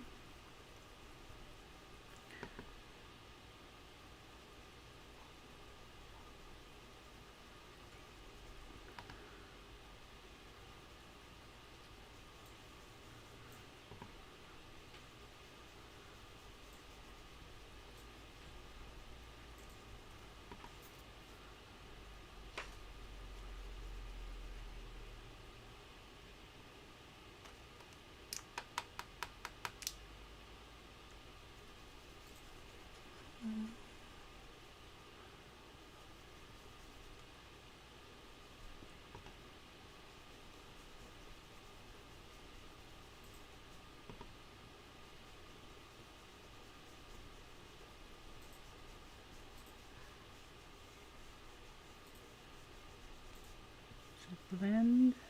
I'm trying to keep it fairly light, because the point is for the moon, because it's glowing, you know? That's what I'm aiming for here.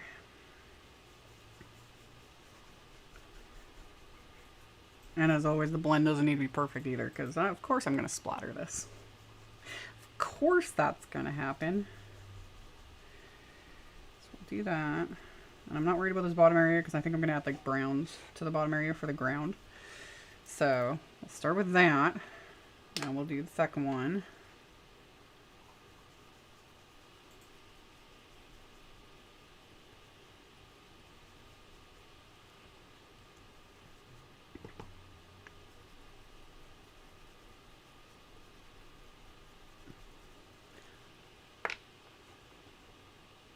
All my crafty friends live in my phone. Truth. And that's really cute. But that's also what, one of the reasons I wanted to do live streams was, yeah, because I do the same thing, you know, when I'm able to, when someone is going live, it's like, yeah. And I would say I do that when Tim goes live. I always plan to do like crafty things, and then I'm just sitting there like this the entire time and like typing, oh my god, wow. I get nothing done when he does a live. Nothing. I spend money when he is alive, which there's like 3 boxes on the couch behind Chris full of products that I have ordered because I watched Tim Holtz show it and I was like, I need that in my life. Do I do mixed media, 3D, intense things? No. Do I have all the stuff to do it? Yep. Someday. Someday. And at least so far, ideology doesn't have an expiry date on it. Because otherwise, I'm screwed.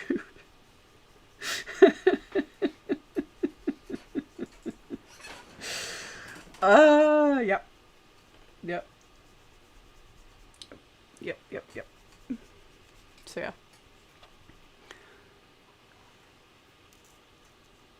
I'm glued to the screen. I know. Like, seeing what all these makers come out with, it's just, I'm like, my jaw's on the floor. It's so fun. I love it. I love it.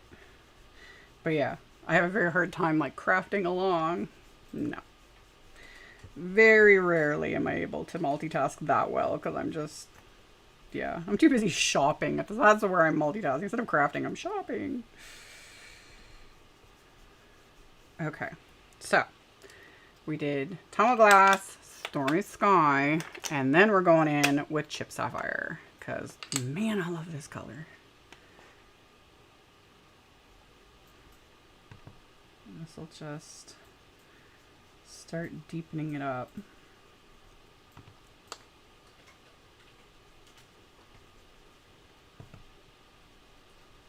Yeah.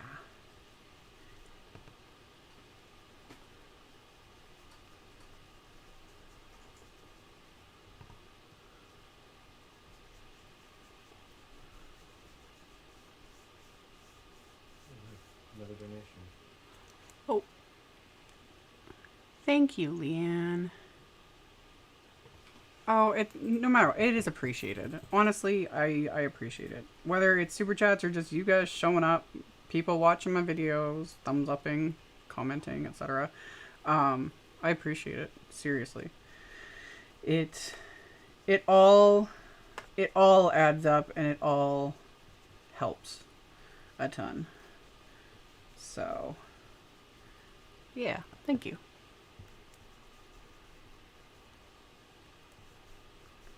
Even my blending is wonky, but again, whatever. The moon size is wonky. I will be adding splatter. And perfection is overrated. Always. Always, always, always, always. But yeah, the difference between... This is why I like doing 2. Even for myself. Not just so I can show on video because I'm a professional. I like even for myself, it's like, oh, it makes a big difference to go from Stormy Sky layering on Chip Sapphire. You know, it just starts, and then I'm going to add block set, of course, but one thing at a time.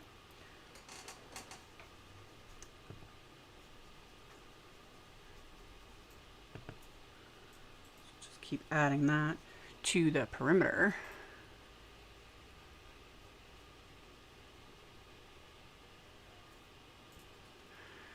Do live chat comments help as much as regular comments? Honestly, I don't know. Like, in terms of algorithms and the robot overlords, no idea. But regardless, I still appreciate it. And I really like that, you know, we all get to have a back and forth in the conversation. And I leave my live chats up, just like I leave, you know, the live streams up. I don't edit my live streams. Only because I genuinely do not have the time to do that. And it would make no sense if I tried to, you know, because I'm going on rants and tangents and all the kind of things, whatever. But yeah, I don't edit them or anything, but I leave the live chat so that people that do watch on the replay, which I appreciate those people too, because not everybody can, you know, fit the things in. I get it. You know, they can watch on their own pace afterwards. Hearts to the replay team, because they come in and they comment, you know, afterwards, and it's great. In terms of, yeah, the algorithm, I have no idea, but again, I appreciate it either way. Yeah.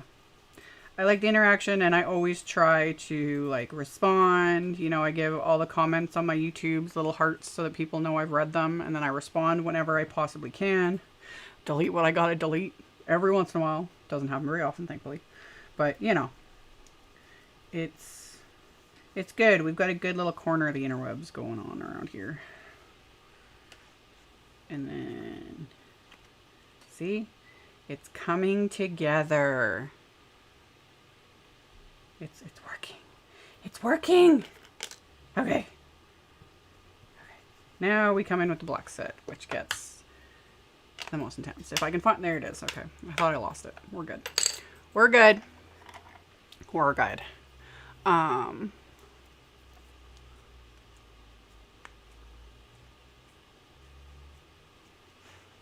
Okay. Now for the black set.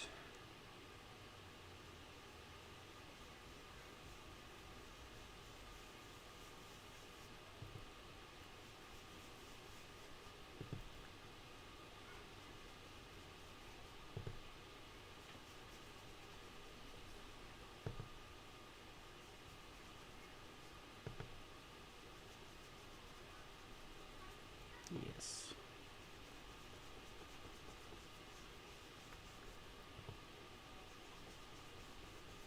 Oh, that reminds me. Let's lay that guy on the side because I'll be using that in a minute.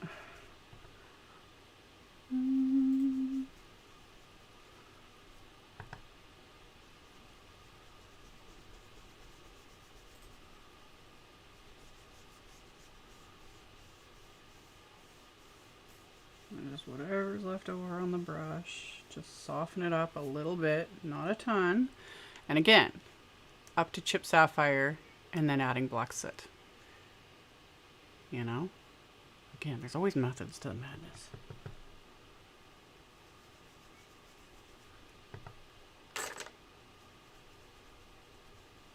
Yeah.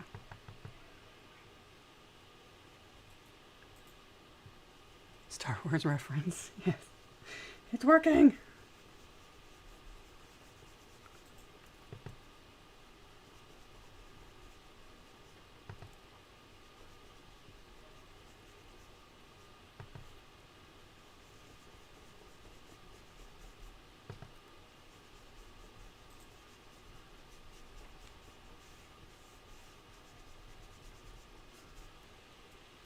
Yep.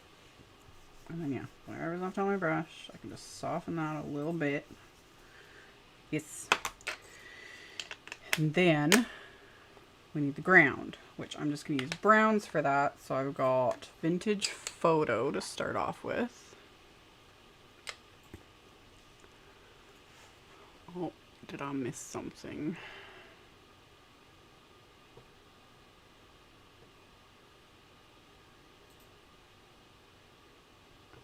Oh, would love to start branching into color blending, but I'm a little bit intimidated. Practice. 100%. Just like the other said. Practice. And it is true. One of the other commenters mentioned about like different paper types. But blending brushes, biggest difference. Because when we started ink blending, all we had were the foams, which I still have. You guys see me use them in videos. They're great. They're great. But seriously, the difference between trying to get a nice smooth blend with a foam versus a brush, night and day difference. Like, still love my foams. I use them all the time. They're wonderful. But for actual blending, a brush. This is just also, this is FYI, this is Distress Heavy Stock again. It's interesting how the Distress ink sits on it versus if I had just used like Simon's Smooth White cardstock. Because again, different cardstocks do different things. But I just went with Heavy Stock just because. for what I'm doing today for these backgrounds, I didn't need to. I could have just used white cardstock. It would have been fine. Because I'm not planning on adding a bunch of like liquid and layers and all that stuff. But yeah, it is interesting to see. I can tell the difference how the ink is sitting on here a bit more, but it's still fine. I don't really care. But yeah, it just takes practice. And yeah, the biggest advice I can give with ink blending is start out light. Like light hand, you know, you don't need to like refine your ink pads and like get it super saturated. And then you just build in layers. So that was Vintage Photo. So we'll do that first.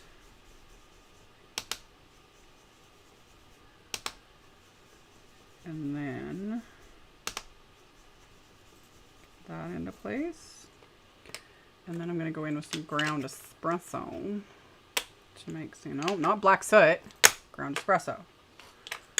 Dark brown, very dark brown.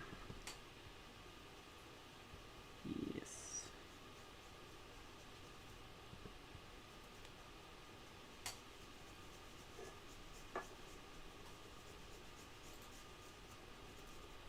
Yes. This one.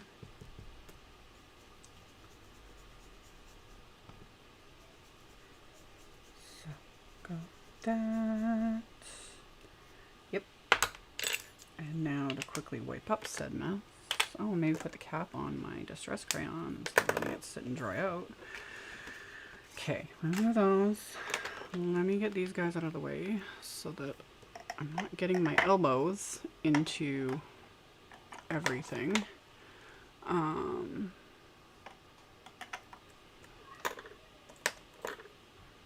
Yes, oxides are easier to blend for beginners. Again, because of the pigments and they sit on top of the paper. Dyes soak into the paper. Pigments sit on top. So you get way more time to move and blend and go back and forth.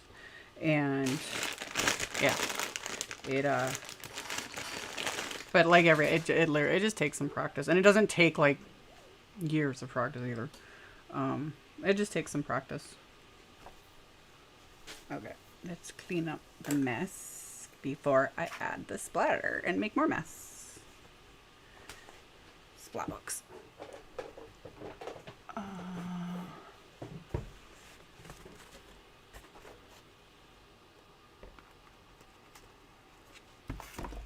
Okay, now can I fit both of these in here? Just, oh, there we go. And unraveled mica stain, because it's my favorite. Like, yeah, same thing. All the mica has settled to the bottom, so you need to shake the devil out of it.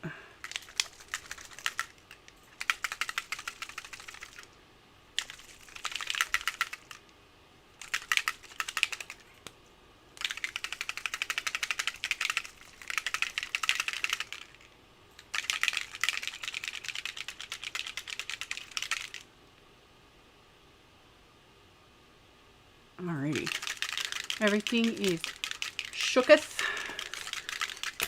and then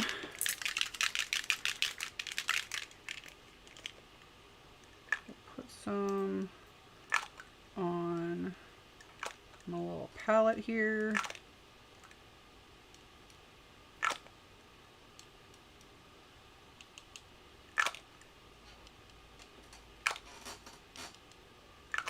Good enough. Stick it there. And then we splatter.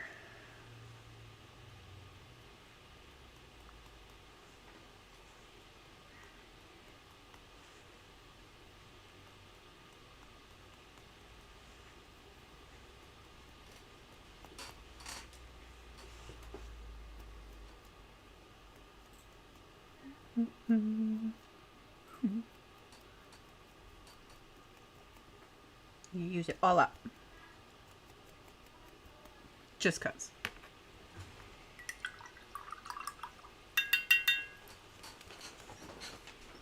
And I can do that and wipe off my palette so I don't get it everywhere. And then wipe it on my apron.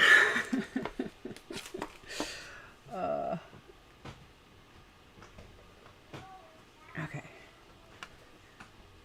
Oh, I can get these out of here without smearing it. See, and I still managed to get it. Whatever. Whatever.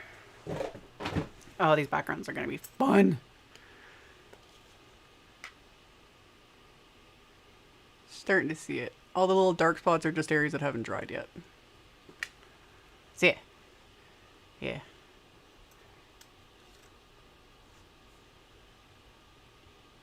Yes, that's true too. Like, if you're not happy with your blend, add splatter. If it's a water reactive ink, like distress inks, positively saturated inks, a lot of inks are like water reactive, add water splats. That'll help too, because it just creates texture and it breaks up, you know. And then if you still got, you know, spot like strategic placement of either bling or die cuts or stamps or whatever, you know, most things are salvageable. But a good thing too is if you practice blending and then just use those panels, if you're not happy with it, die cut them. Like die cut elements from them to use on other things. It's amazing how like an absolute hot mess disaster of a background that looks like complete hot garbage, because I've done it, and it's like, this looks like garbage. And then you die cut some greenery from it, if it's greens or whatever, and the die cut completely transforms it, because all you're seeing is those little pieces of it, not the whole background as a whole. And it's wonderful. Wonderful. Most things are salvageable, and sometimes they're not, and they just need to go in the trash. It happens. It happens. There we go.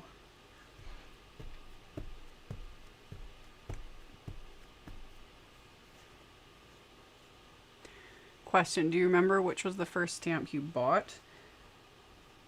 I don't remember the first stamp I bought, but I remember the set that was first, it was given to me before I purchased anything. I'm not going to mention the brand because I do not promote that brand in any way, shape, or form for a million reasons.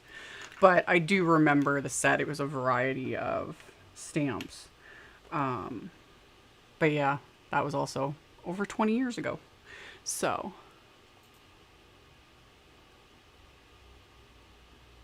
Shiny.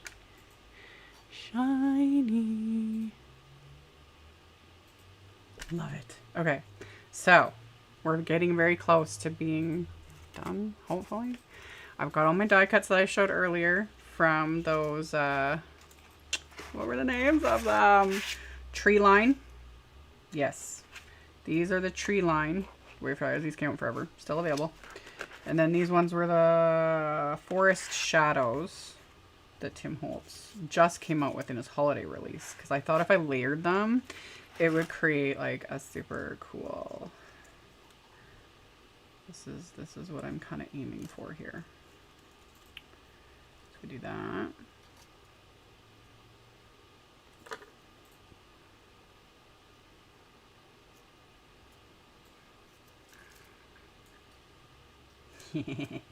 Yep. Or do I want them closer? No, I don't want to cover the ground completely. I like how these ones have, like, Tim had them, like, round off instead of just a straight edge. I like that. Man. Yeah. Yeah. Looks like a Bob Ross painting. Looks like a Bob Ross painting. Just a happy little tree right there. Yeah, just a happy, there are no accidents. Just, how does he say it? There are no mistakes, or does he? No mistakes, just happy accidents. Bingo. Another sentiment that should be. It's true. Oh, they have the Bob Ross Foundation has like monetized everything. That is true. That one makes me really sad. Not particularly. No. It should be public domain. His stuff should be. Yes. That's a whole other. I think he'd be a fan of it. I think he would. Man. Could you imagine if he was still alive and he would have a YouTube channel? Yeah, his son is a pretty famous painter now. Oh, I believe it. I think I've heard that. I've heard that. Okay. I'm trying to think how I want to do this, because I like this rounded edge, you know? Yeah. Yes. Okay. Okay. This is also why it's nice to have two card fronts, so I can use one as my guide. So if we stick one like this, And then this one will go kind of like that.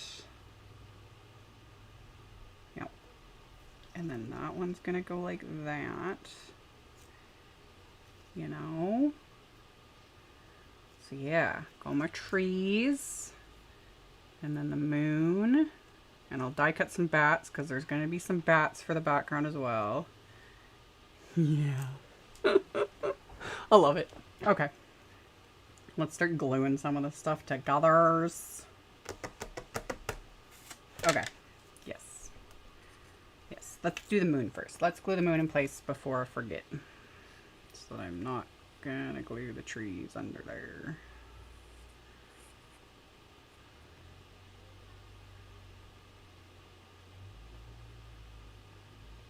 Okay. So moon into place.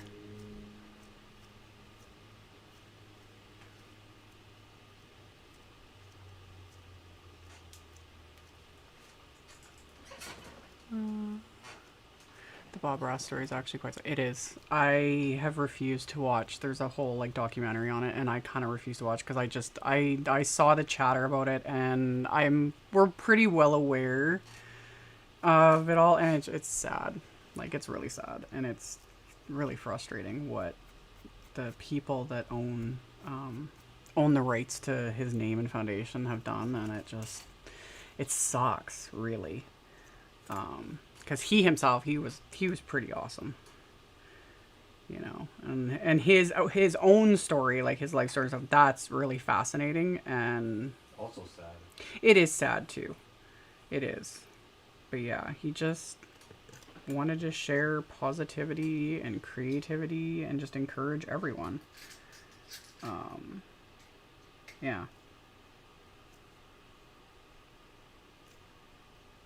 Yeah.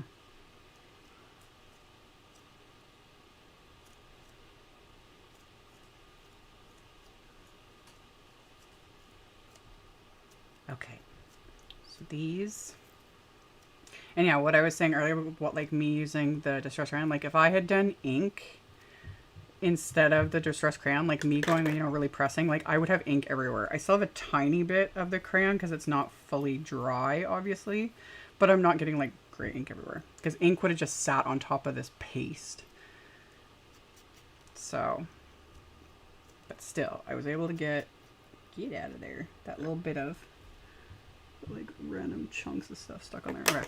You know, the definitions. You can actually see, you know, the craters on the moon.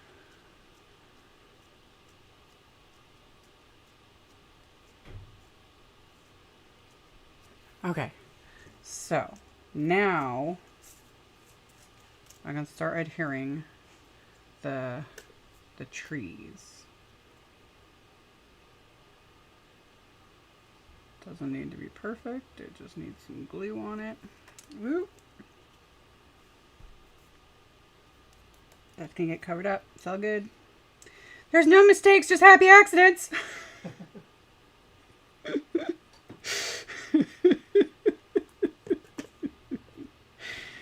Yep. There we go. Yep. Okay.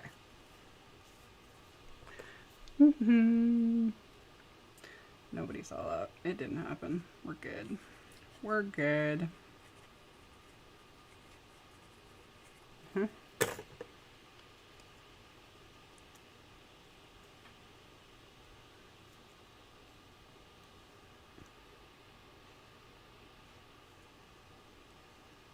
So, yeah, I would say personal side note, but not in a, because I don't, you know, I don't discuss our personal lives or anything very much. However, that was one thing Chris and I, when we were getting to know each other, because Chris is not artistic in that way, but yeah, Bob Ross, because you still do, I'm sure, watch Bob Ross, but you used to watch him a lot because there was it was a marathon on, was it Twitch? Yep. Yeah, they had done like an entire Bob Ross Twitch marathon, and Chris was like all in it. Like he used to watch Bob Ross a lot. Still does occasionally, you know, and just puts it on YouTube and watches, because it's like, how can you not just like, if I'm feeling anxious, it's yes, he's so, because yeah, it's so calm, you know, the way he did everything and the way he talked and all of it. It's just like, just calm, chill, good. And yeah. Okay, first layer of trees. Now we have to do a second layer of trees. So this one's gonna go, yeah. Yep, I know what I'm doing. We're good. But yeah, Bob Ross, and then the fact that, yes, in the beginning, and he still does, obviously, Chris watched my videos, which, and not just watched them, actually paid attention, you know?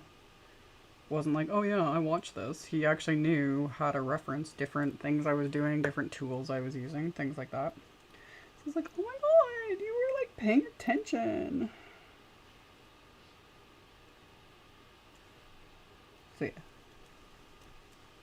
It's the little things that count.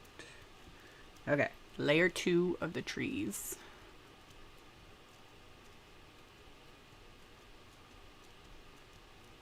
Who is Bob Ross? Oh dear. Google. Google. There's 2 sets I have listed in the supplies. There's Tree Line, and then the other one is Forest Shadows. You can pop both of them in there. This one is Tree Line. This is an older set. It's still available. And then this one is the new one from Tim Holtz holiday release. It's called Forest Shadows. Fabulous die sets. And yeah. I'm more of a writer than a painter anyway. You are. You're very good with words. You are creative. I've told you that a million times. There's just different ways to express creativity, which is literally the entire point. Because it would be boring as heck if we all did everything the exact same, in the exact same method, forum, everything. Really, Bob Ross was the OG content creator, in a sense. Yeah. Like one of them. There were several, like, people that did things on public access television. But like, he was one of the OGs. You know, doing public access, which was completely for free. Yeah. Yeah.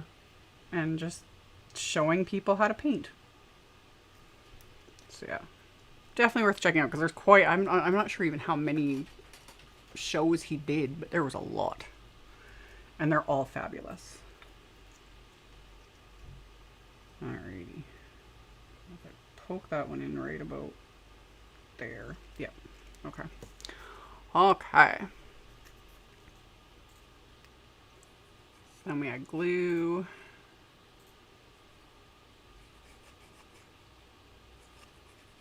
To these.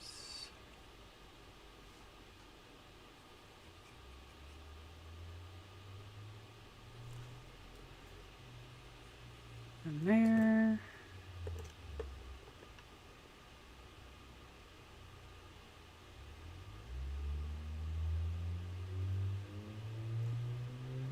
Yep. And yep. Put that down.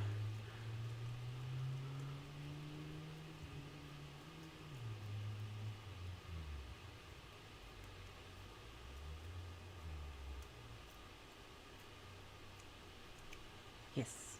Okay. And then we'll do this one.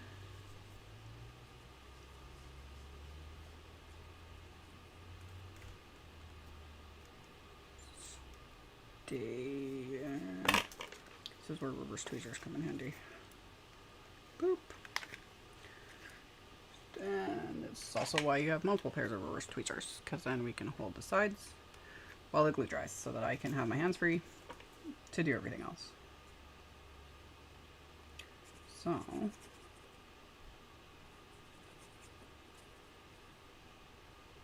shoop.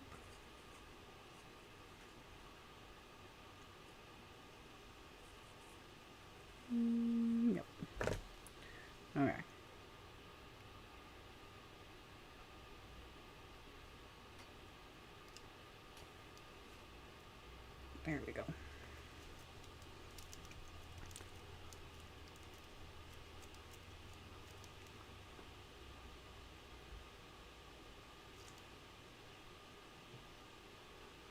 Hey, anytime showing up is great. And that's also why I don't delete my live streams, even when I generally make an ass of myself.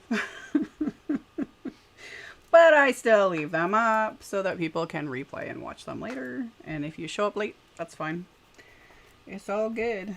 Because, yeah, those that want to go back to the beginning and rewatch later or whatever, totally works. I have glue everywhere. Yeah. Yeah. Okay. Where'd my scissors go? They were here. There they are. They were hiding. They were hiding. So then you just flip over this.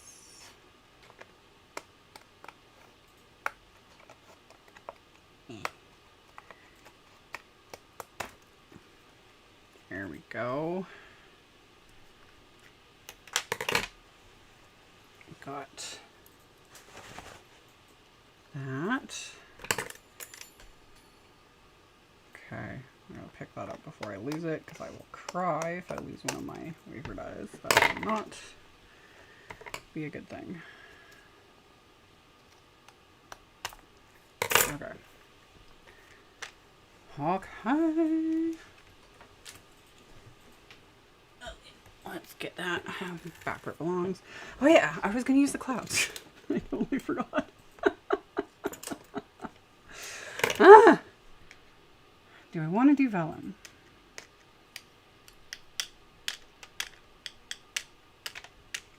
Not really. Not really. Although it would look great. But I don't want to. I was planning on just taking some white cardstock and then if we use I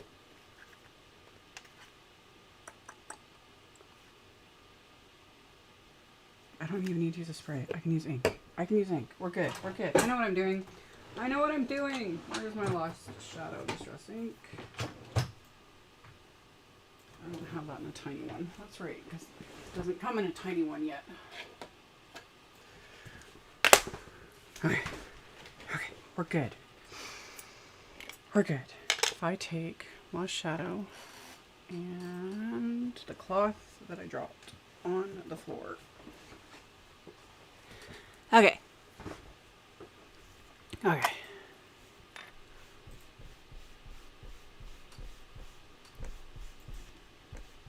Alright. So we do that, and then let's take a little bit of,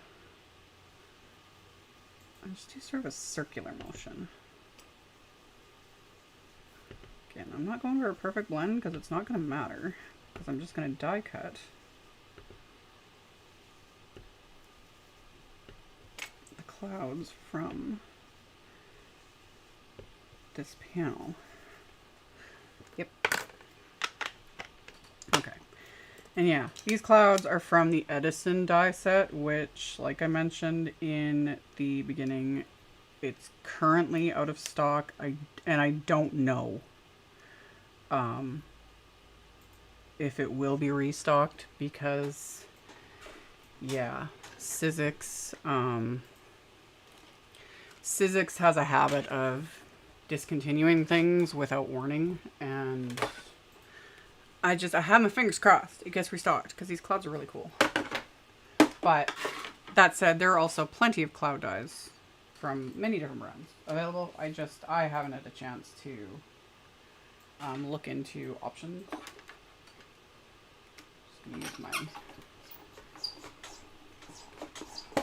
manual die cut machine. Okay, back to what I was doing. Okay. Yeah.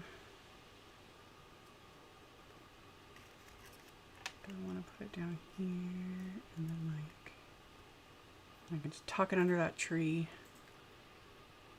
Yep, yep, yep. Okay, good. We're good. It's working. Okay, let's take a couple more.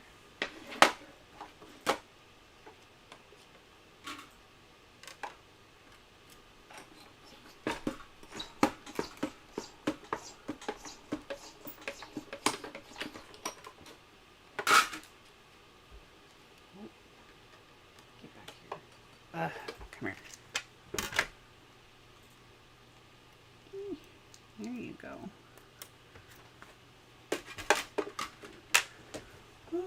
And I can turn off my heater. I am crispy warm.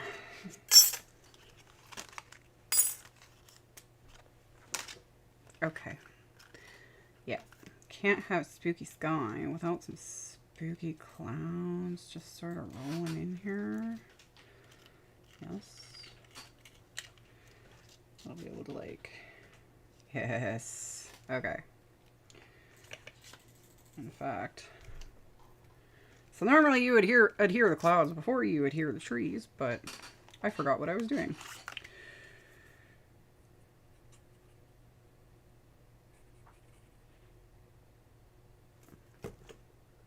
So then I'm just careful as I shimmy these under here.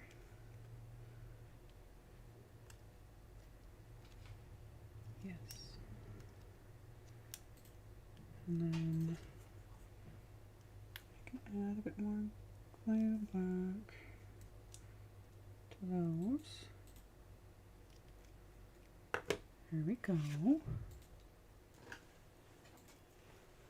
Yeah. And then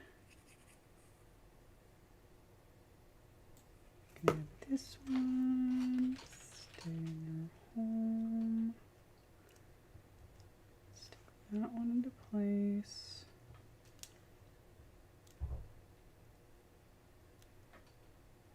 And we'll just hold them for a second or 7. Yep.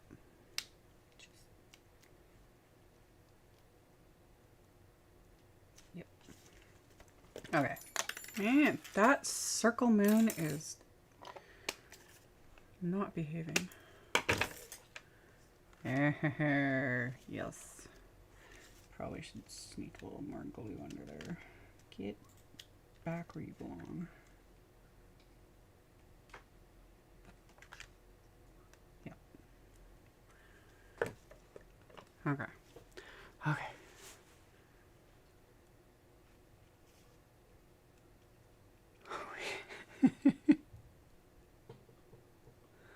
Truth. But I also do it to myself. It's like this all the time with me. I'm just... Ooh, this one I glued down too well. Good job, Amy.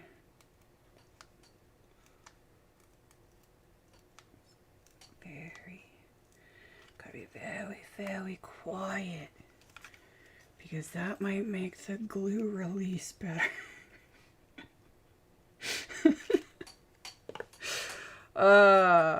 Yeah.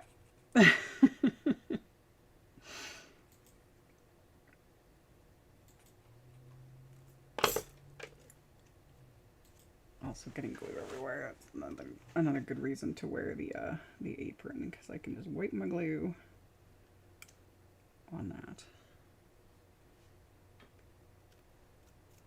Okay. There we go. Yep. Yep. Yep.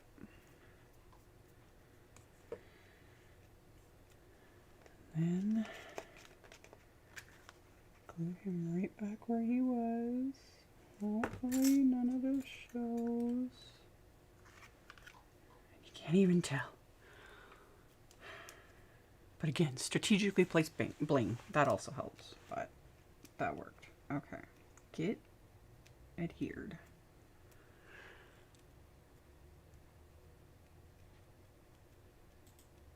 But distracting presenters is the fun in lives. Well, good. I'm glad people enjoy it. I was always like, I was so determined before I started doing live streams. I was like, I'm going to be one of those live streamers. I'm like, I'm just going to get right to the point. I'm not going to be all chit chatty, you know, and I'm just going to like, Did I do that? Nope. Am I ever going to do that? Nope. I have more fun yapping with you guys anyway. And yeah, plans change. It's all good. We have fun.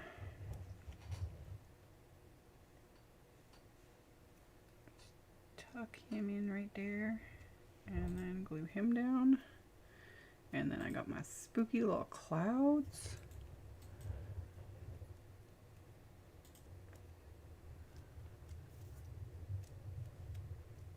Okay. And then again, every time.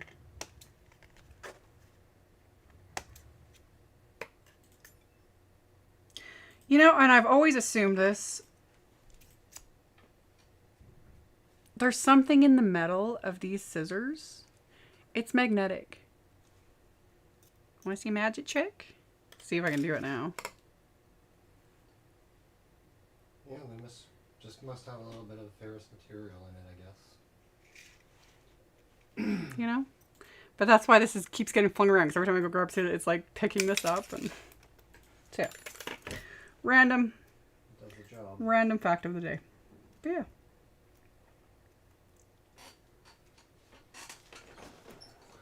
Okay. Got those. Still gotta add some bats. Can't have Halloween card with moons and spooky sides without the bats. Let's put these guys back where they belong. Definitely need bats. Yes. Bats are the best on cards. I don't mind the concept of them in real life, but the thought of one like flying around me in the dark freaks me out. You're just after insects. I know, but it's, again, it's the same idea with like kind of moss and stuff. It just freaks me out that they might get near my hair. And that just, ugh. Okay, there's plenty of bat dies in this set in all different sizes, which is super fun. And like orientations and everything, because literally there's like, I love that. I love that there's like so much variety. So we'll die cut some little bats. No, it's not static. Static will not cause a metal die to hold to metal. There's ferrous material in here, so they're slightly magnetic. See, that's static won't do that. Not with metal, but with like really thin papers and stuff. Oh yeah, static will totally hold up like vellums and papers and things. Black cardstock. Let's cut some little bats, and I'll just trim this down so that I can do a couple. I'm gonna have way more than I need, but I'll just put the extras back in the package for the next project, and I'll put that over there so I don't lose them. And then let's put these bats on here.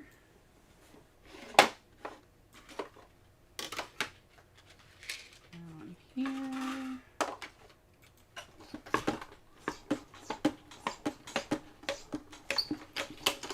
Okay. Oh. Uh-oh. Found him. We're good. Found him? Yep. Almost lost him, but he survived. It's all good. It's all good.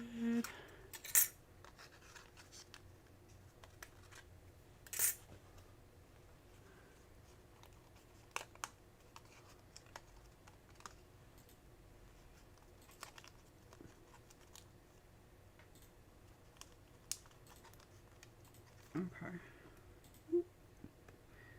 Got those ones. And these ones. There's so many, which is super fun.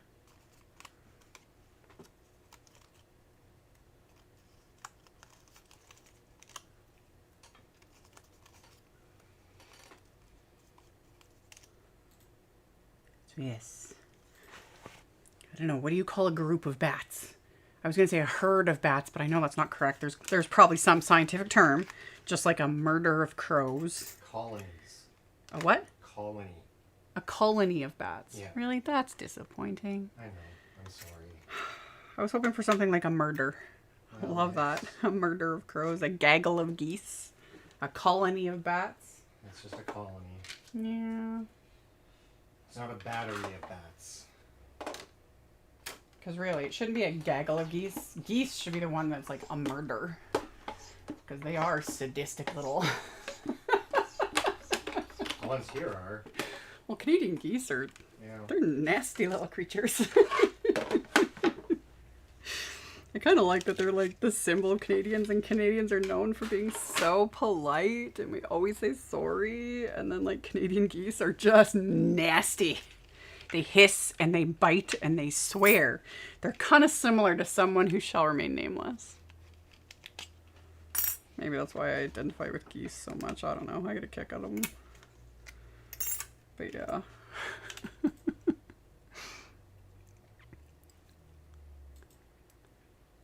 Okay. Okay. So now we got lots of bats to add. And I put them away so that I don't lose them. Or the die cuts, or the dies. So we're gonna, there's gonna be some bats. Gonna put some there. We'll have some. Get over here. Why are you not behaving yourself? So down over there. We won't go overboard with the bats, but we definitely need a few. Stick one. Oh yeah. Stick him over there.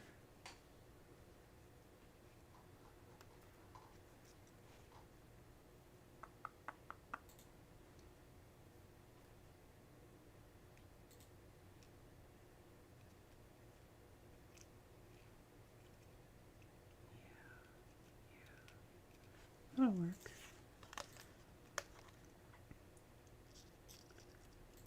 Here and there.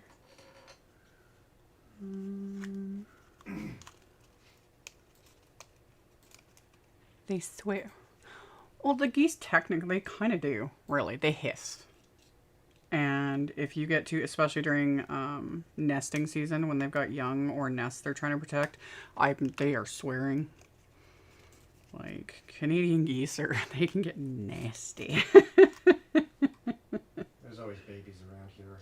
Yeah. In the summer. There's a lot that come around our area, and yeah, they hatch their little babies and they're super cute, and then they grow to be like teenage geese, and oh, again. Yep. And they just, and they know it. They know they own the place. They treat it all like their personal toilet, which I just get a kick out of it.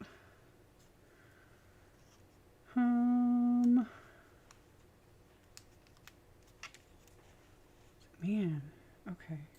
Oh, I think I want this one.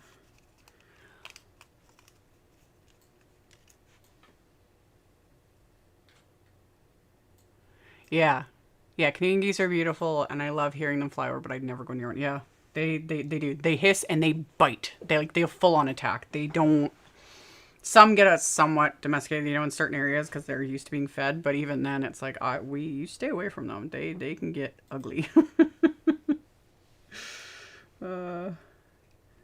Plus, again, they're wild animals. Like, people need to just give them a wide berth. Learn to look, never to touch. Yes, 100%. Like, stop interfering with nature. It's the reason we don't see unicorns anymore. Everybody wanted one. Now they're gone. This is why we can't have nice things. This is why we can't have unicorns. Okay.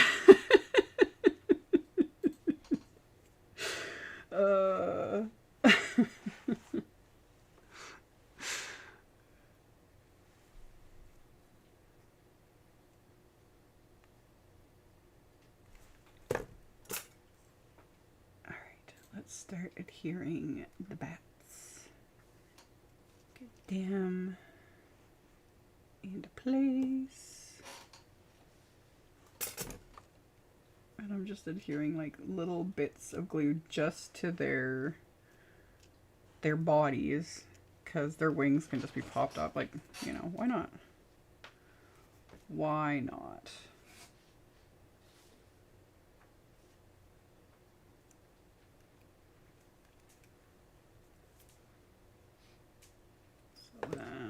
some glue here. Oh, no, you need to stay. I need more glue because, again, adhering on a texture surface. Hold him for a little bit longer.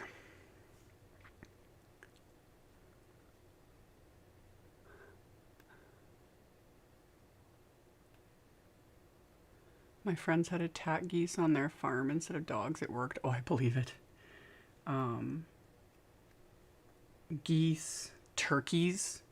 Turkeys can get nasty. My grandma, at one point, she's passed now, but she lived on a farm and she had turkeys, and one, like, oh, they were enormous. Like, I remember the one time, this was many, many years ago, I went to visit her. I couldn't even get out of my vehicle because they swarmed my car.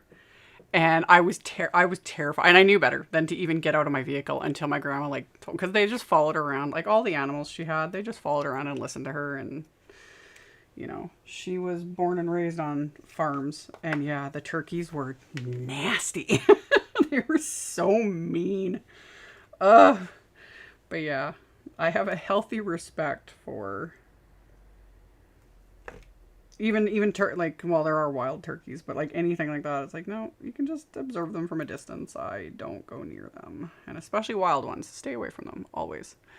So, yeah, swans are oh yeah, all those like just keep your like all wild animals. People, keep your distance. There's a reason why they are wild animals, no matter how adorable some tend to look. Birds, not really in the adorable category, except when they're babies. But, yeah.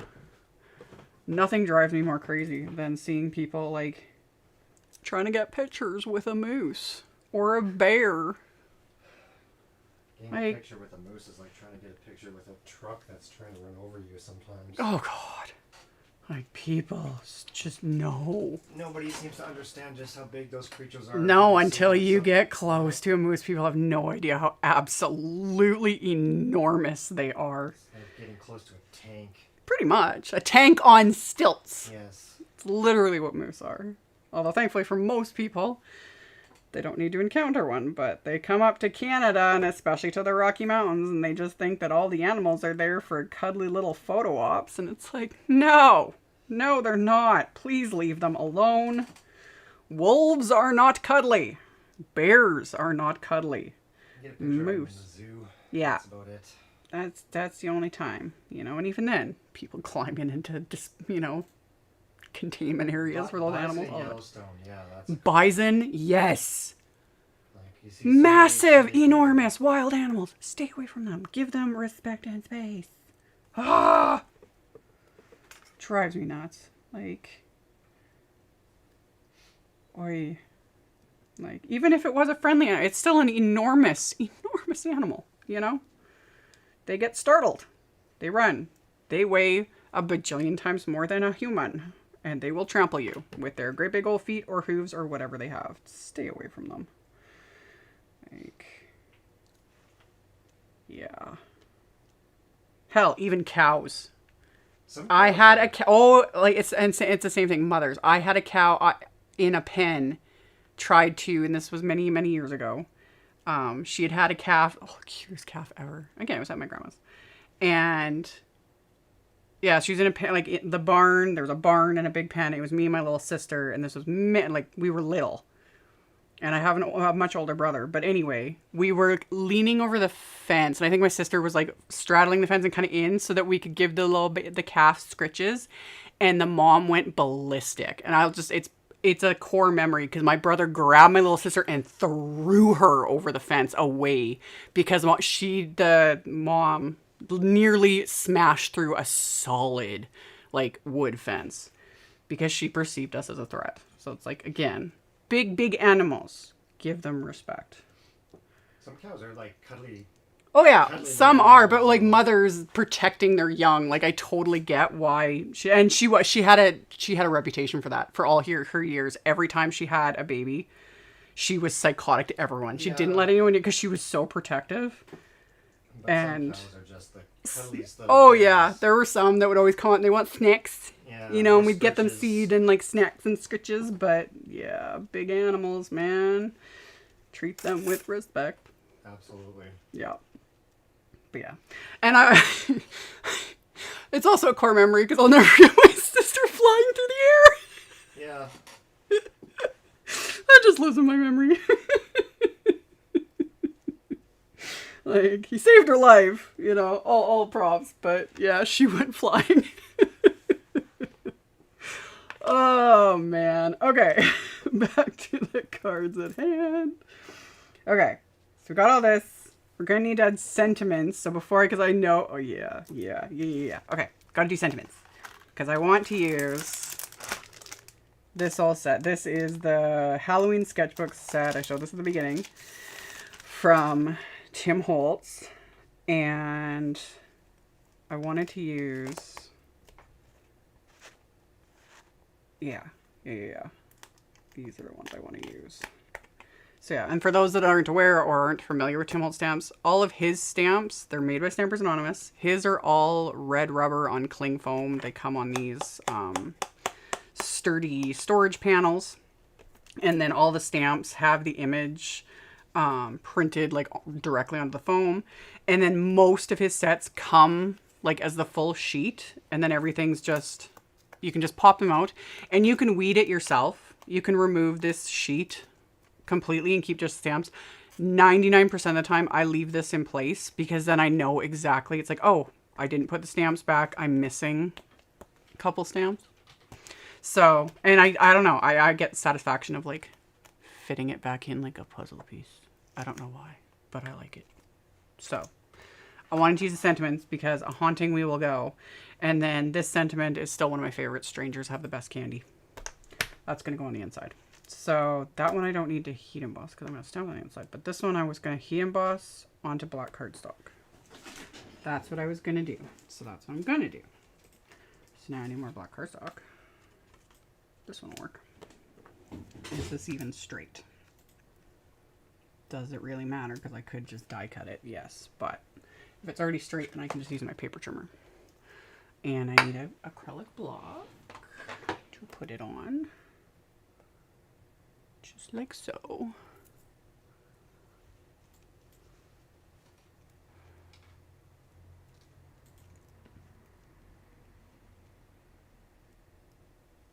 I have a herd of elk that comes through where I live and people get way too close. Yeah, same thing with elk. Like, all of it. I have seen it, yeah. We get elk and deer around here. They actually used to, where I used to live many, many years ago. I used to live in a really, really small community, like tiny rural community. And I mean tiny, like a couple hundred people. And I used to come home from work late at night. And I'm not even, I had a big front yard with these huge trees. They were like 100-foot trees. And there were many times I'd come home from work and there'd be like an entire herd of deer or elk just chilling in my front yard. And I would just slowly, literally herd them out of town with my car. I would just kind of drive because as soon as I drove up in the headlights, they'd just like give me dirty looks. But I was like, you guys can't you can't stay here. So I would just herd them out of town with my car and then turn around and go home. But yeah, never got out to pet them because they're wild animals. Like, people, leave them alone. Oy. Well, as always, society just keeps getting dumber. Anyway, okay. We're going to stamp this. Let me plug in my heat embossing tool.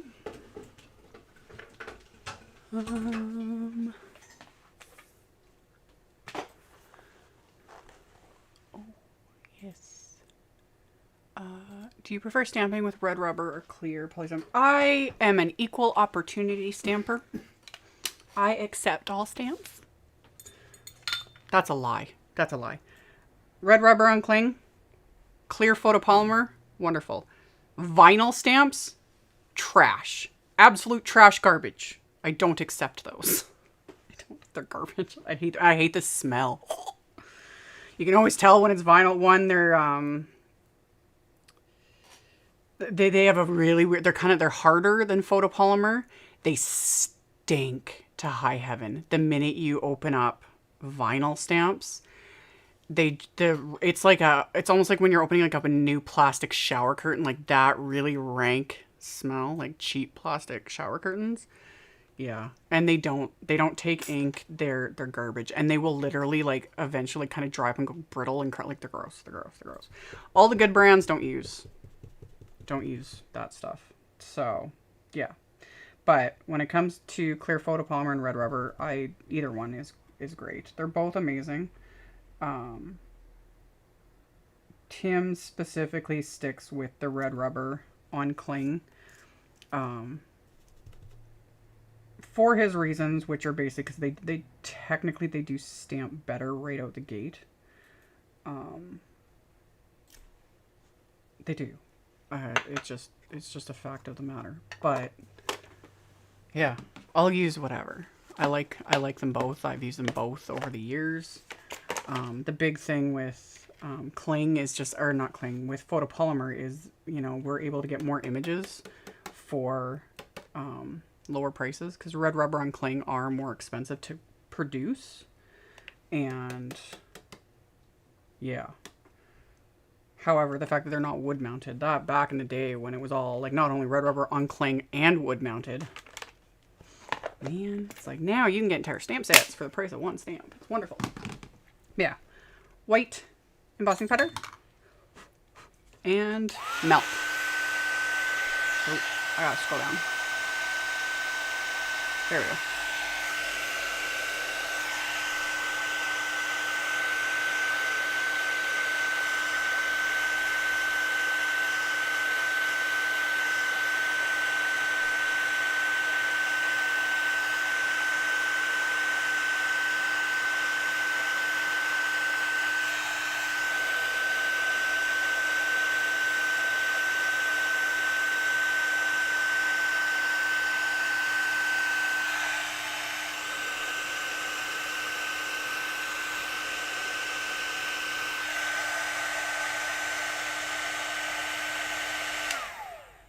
Yep.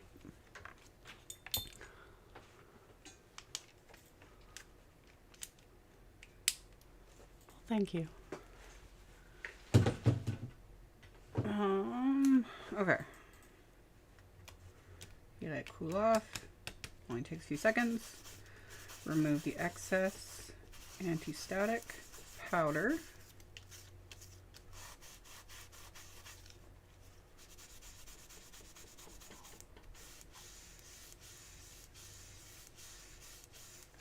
Oh, have I done it?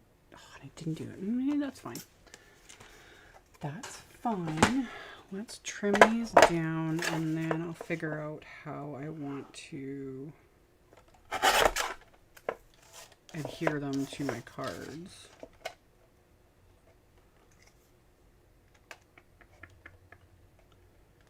Line it up first.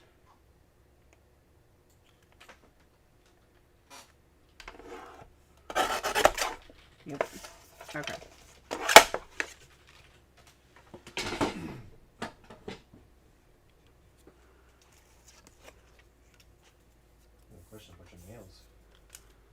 Does your nail polish really last multiple videos, or are you really painting?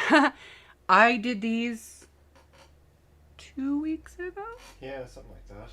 It's been a while. If you look real, like here, I don't mind showing you guys close up. Like if you see them, yeah, see, like it's worn off on the edges and it's grown out.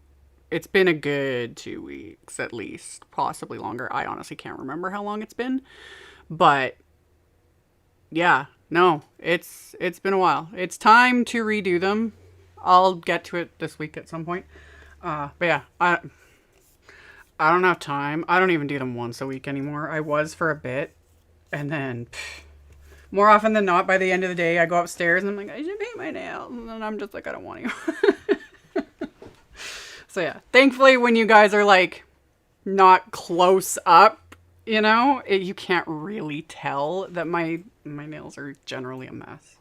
You know, and that's also why I stick with like sparkly and fun ones, because if it's just a solid color, it's obvious that my nails are just a hot mess. Okay. Okay. So yeah. But yeah, the color will change for videos soon. once I figure out what color I want to paint them. Okay, so we got our little ghosties that we created earlier.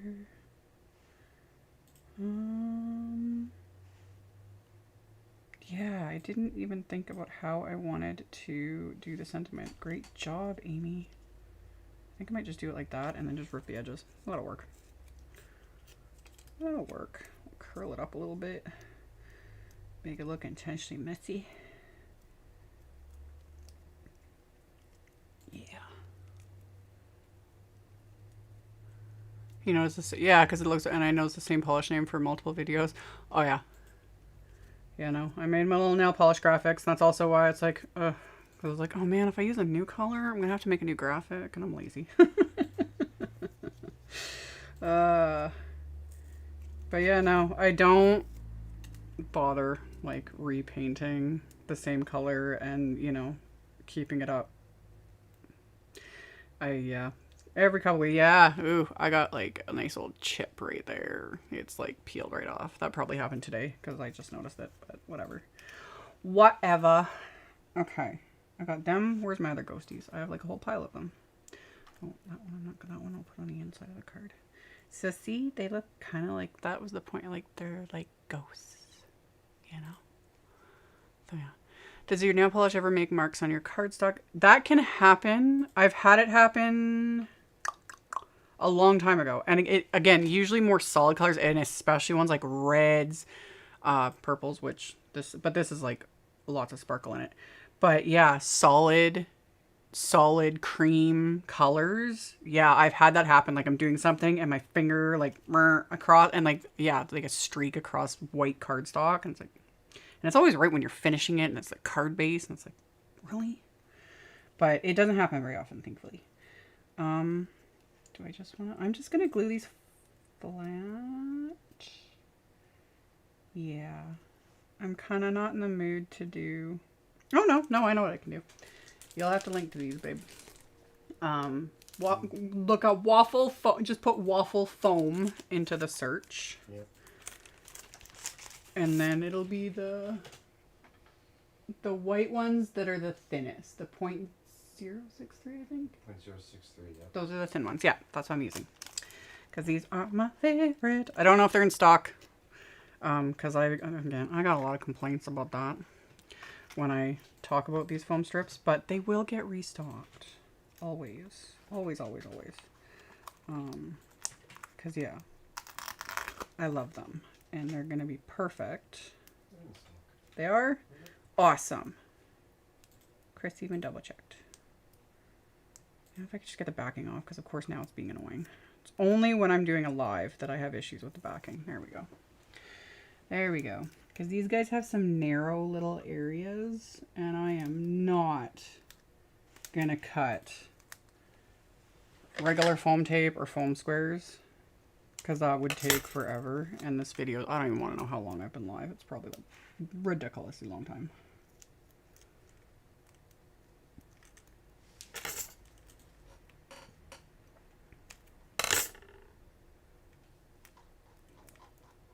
And we can fold that guy over and stick one there. Yes.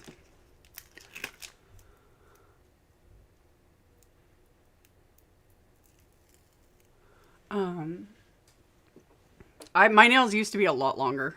You know, once I started taking care of them, and I'd grown them out quite a bit, and but I can handle, like, for those that aren't aware, I am a professionally trained esthetician. I used to own a salon and did nails for a living, all those things. And yeah, people used to, like, I used to have, you know, gel nail extensions. I had them for like 15 years on my nails, so I can handle the length, but I had to cut all mine down all the way, because I've done quite a bit of damage to mine over a couple of months ago, putting together furniture, not taking care of them, and they're all like underneath the nail polish, they're quite lifted, and I didn't want my nails to literally rip off, so I shortened them to little stubbies.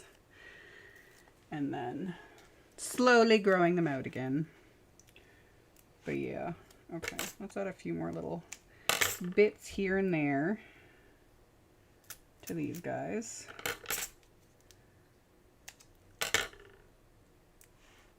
Just under 3 hours. Oh, I had a feeling that this one would go this long because when I'm doing like Tim Holtz theme stuff, I can't stop. What if I do this for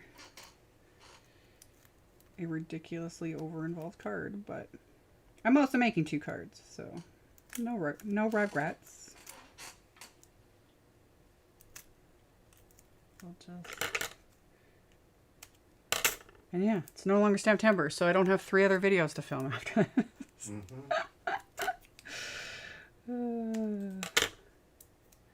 That's an odd feeling.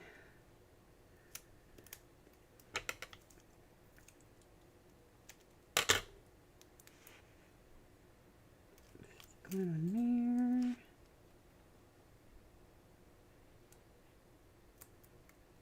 Okay.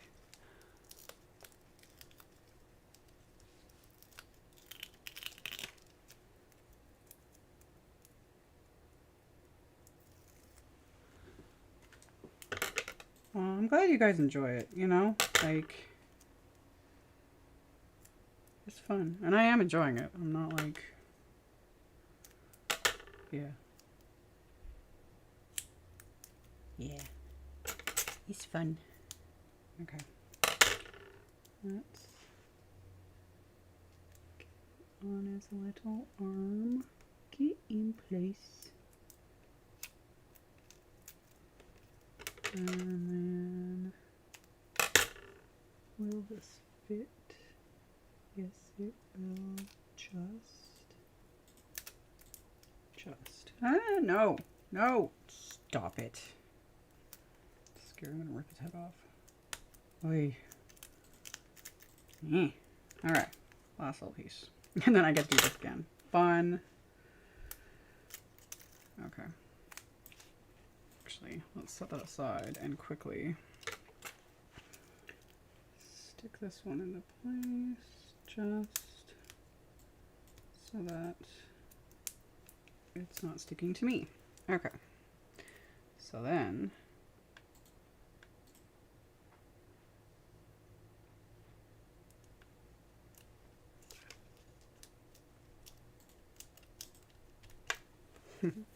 love it. Yep. And then we'll stick that one on.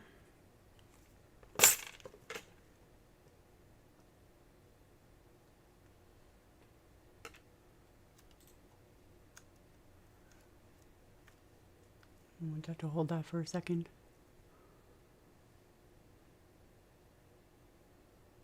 I'm glad you guys enjoy it. When you do color blending, did you use a color wheel? I'm not good with colors that go together. I don't, but there is no shame in using a color wheel.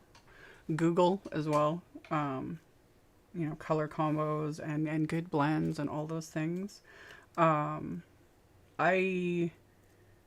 theory and just, not even just color theory, but like mixing colors and blending out, it's just something that I've been able to do forever. And that actually goes even into when I owned my salon and was doing nails. I used to do that all the time. I used to have, and I actually still have them. They're in one of my drawers. I had all these little mixing tiles and I would use my gels and because I could custom color anything. Like I could match, because the amount of times, you know, people would want a certain specific color for whatever outfit they were wearing, all those sorts of things, or they'd come in with a very specific idea and I was like, I can do that. And I would just sit there and mix up colors. It's just something I enjoy doing, and that's why I show it sometimes. Like I did that the other day in one of my videos. I was like, I mixed like 3 different pastes together to get a different color because I was like, why not? I like it. I don't know. I really like mucking around with stuff like that. And same with like ink blending. It's like, oh, I'll just do this color and add a little bit of this color. So, okay. So basically, yeah. So we just gotta finish this guy. So let's continue with these foam strips. Get that backing off, because if you remove the backing from the foam strips, it makes them much more flexible, so you can bend them, whether you're doing something like this or whether you're like going around the perimeter of a circle die cut, etc. Oh, I also did not link to these. These are under my most used. Scissors. The Simon scissors, because they are my absolute favorites for cutting foam tape or anything sticky. These things are the best. You use the color cubes you see in the background? Those, not really. I got them because they're pretty. Although, the color cubes are not meant, though the idea for those is not for like blending. That's not what they're. Those are for specific like color combos. Because if you look up the, I think her name again, I don't have a link to them. I think it's Sarah Renee Clark. Yeah, if you Google Sarah Renee Clark color cubes, it'll pop up and it'll show what's in, like the cards that are in them. I got them because one, they're cute. They look nice behind me. And also because for color combo ideas. Because while I have no problem doing a blend, you know, mixing colors, etc., I can still get in a rut with color combos because I tend to go towards the same things like pink and purple. That sort of a thing. So having the cubes, and that's why I do the color throwdown challenge every week, because that one also gets me thinking outside the box, because it's like, wow, I never would have thought to put these colors together. And yeah. And the color throwdown challenge is free. So anybody can play along with that one.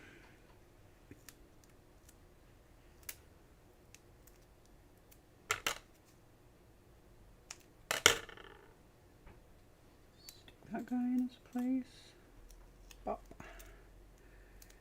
And then this one, just like so.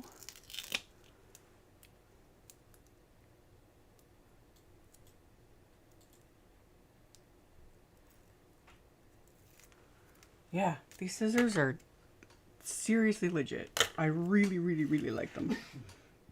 Like, they are my go-to for cutting anything sticky. Yeah. You just love it. Love it. And especially when you like remove the backing from stuff, so it's extra sticky to cut, and yeah.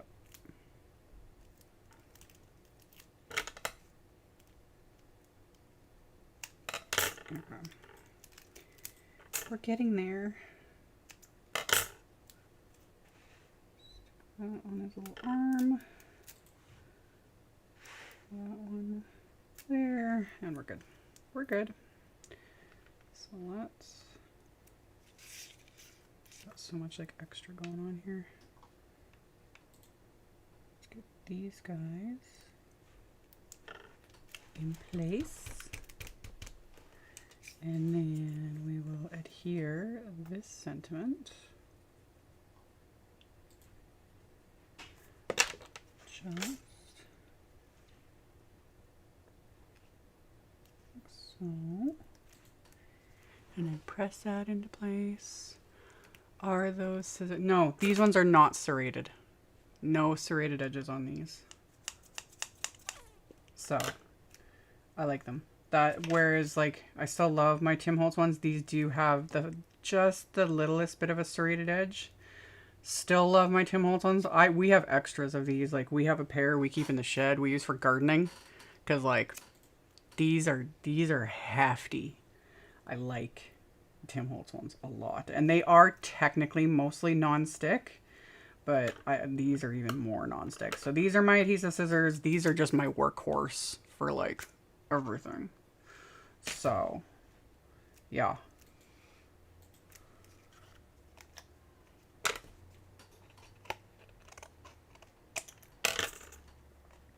Okay, look at that.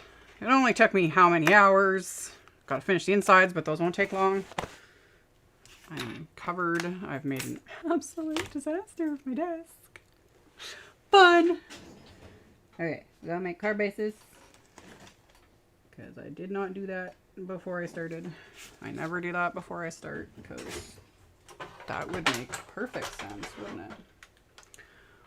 Okay. Bring out the beast. And then we're going to cut this cardstock to 7 inches.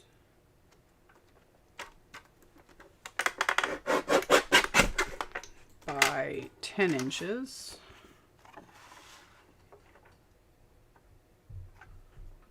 Just like so. Yep. And back out of the way. I save my cardstock scraps because they come in handy for die cutting and sentiments and all the things. And then, okay. I lost the lid to my glue. There it is. It was hiding. It was hiding.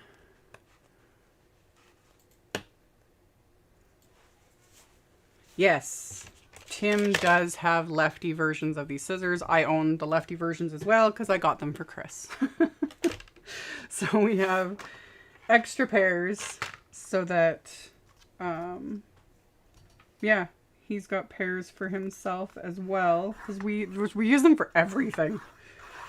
They come in so handy, and while I'm technically mostly ambidextrous when it comes to like scissors, writing, things like that, I favor my right hand. Okay, so I scored these at 5. So these will be 5x7 cards.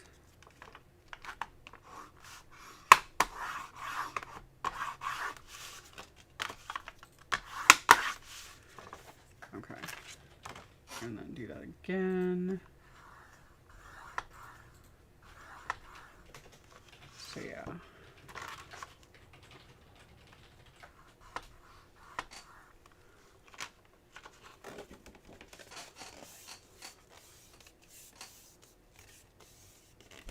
Oh, babe, you got to it before I did.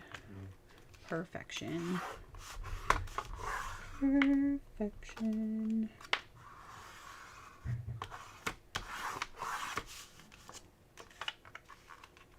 Okay.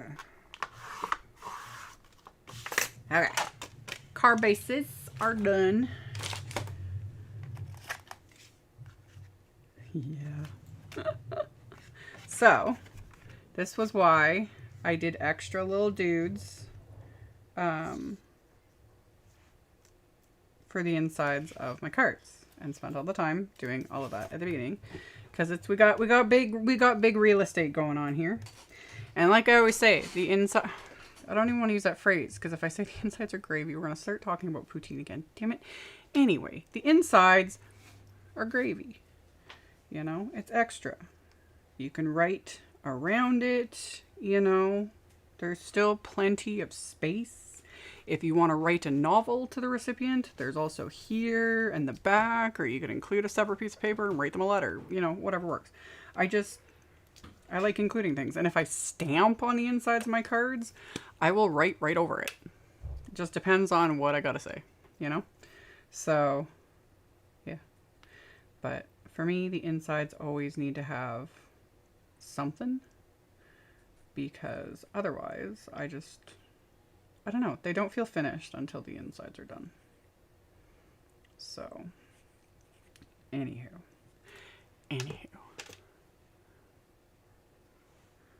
Yes, all my live streams devolve into discussions about food.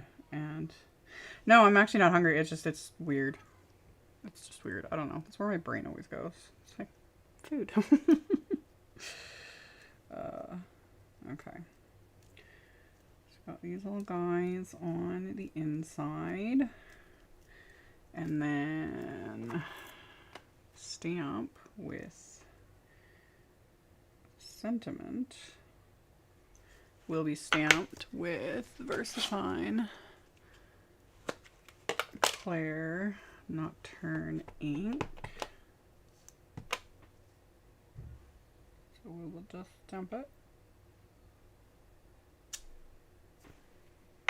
Yep.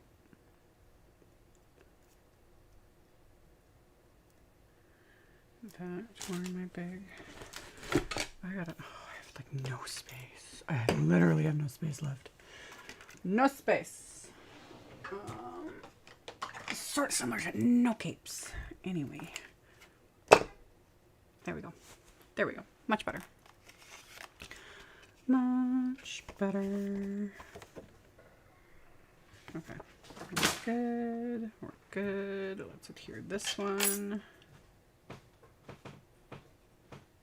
Just like so.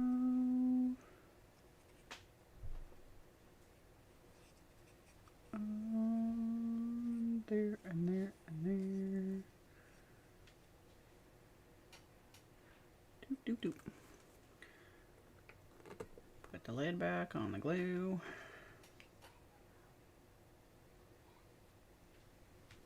And then adhere that one onto the inside.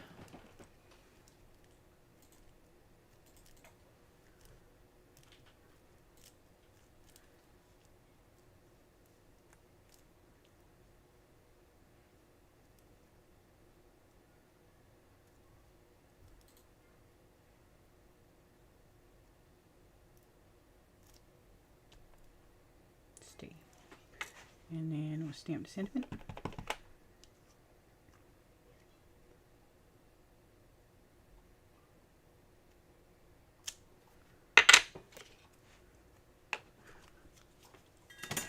Okay.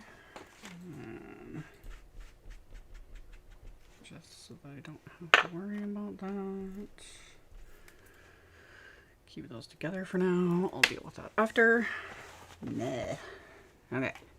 Let's get this guy back. And then we'll put this guy over here. Let that glue just do its thing. Also going to give this a quick blast with my heat tool. Because VersaFine Clear takes a while to dry and I always smear it.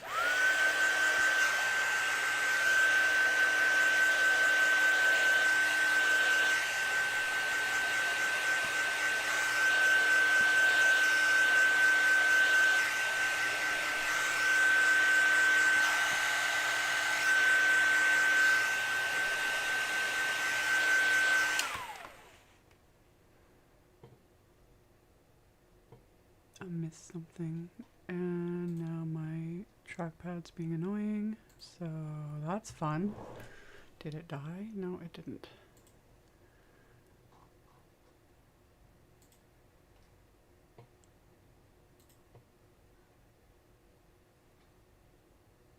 Inside your cards. Oh, I missed something with the envelopes. Yeah, I don't, well, yeah, if there was a question about, like, I don't do envelopes. Yeah. I think I do more than enough with the card and then the inside of the card. Every once in a blue moon, you know, I'll, like, stamp on the envelopes or do something, but yeah. Usually I'm just kind of done and tapped out of ideas at that point. And yeah, for me, once I get my mailing labels put on envelopes and the postage and all things, there's no space left. There's just nothing left. Okay. I like did not fold this correctly. I'm kind of annoyed. Get back the way you're supposed to go. Let's fix this.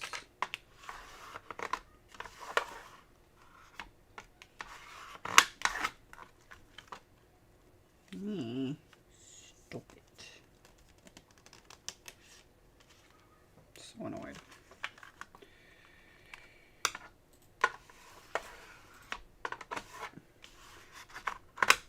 That's good enough.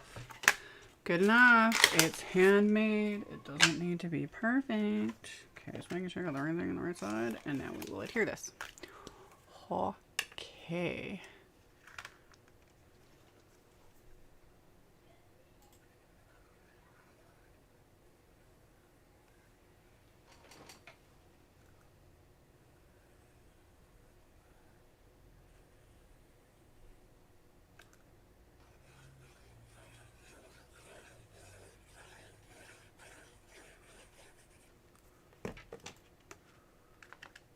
So then this goes on here, just like so.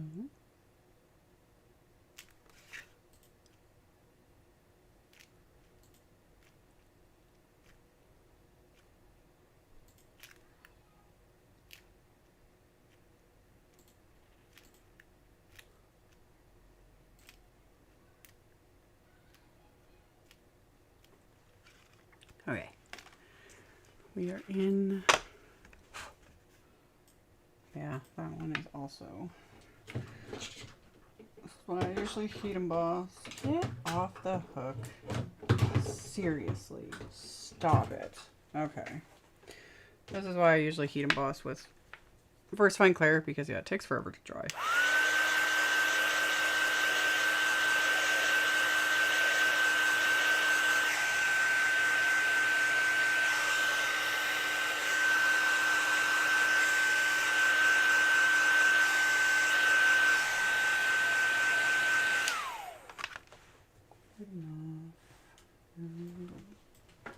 Back on your hook. Okay, and where was that? Use that again. Yep, we're good. We're good. Okay.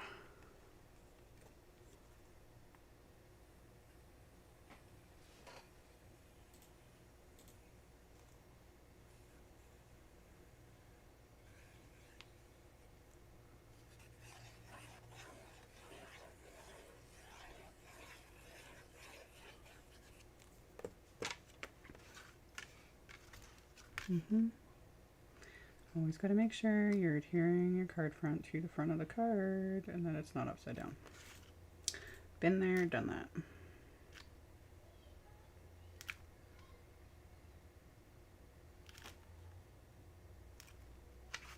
that.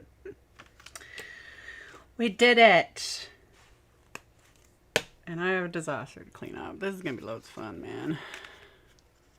Okay. Do I ever have a mess? Okay. Let me just. Okay. Can I have your flashlight again?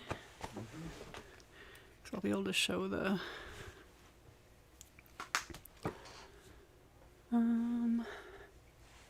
Okay.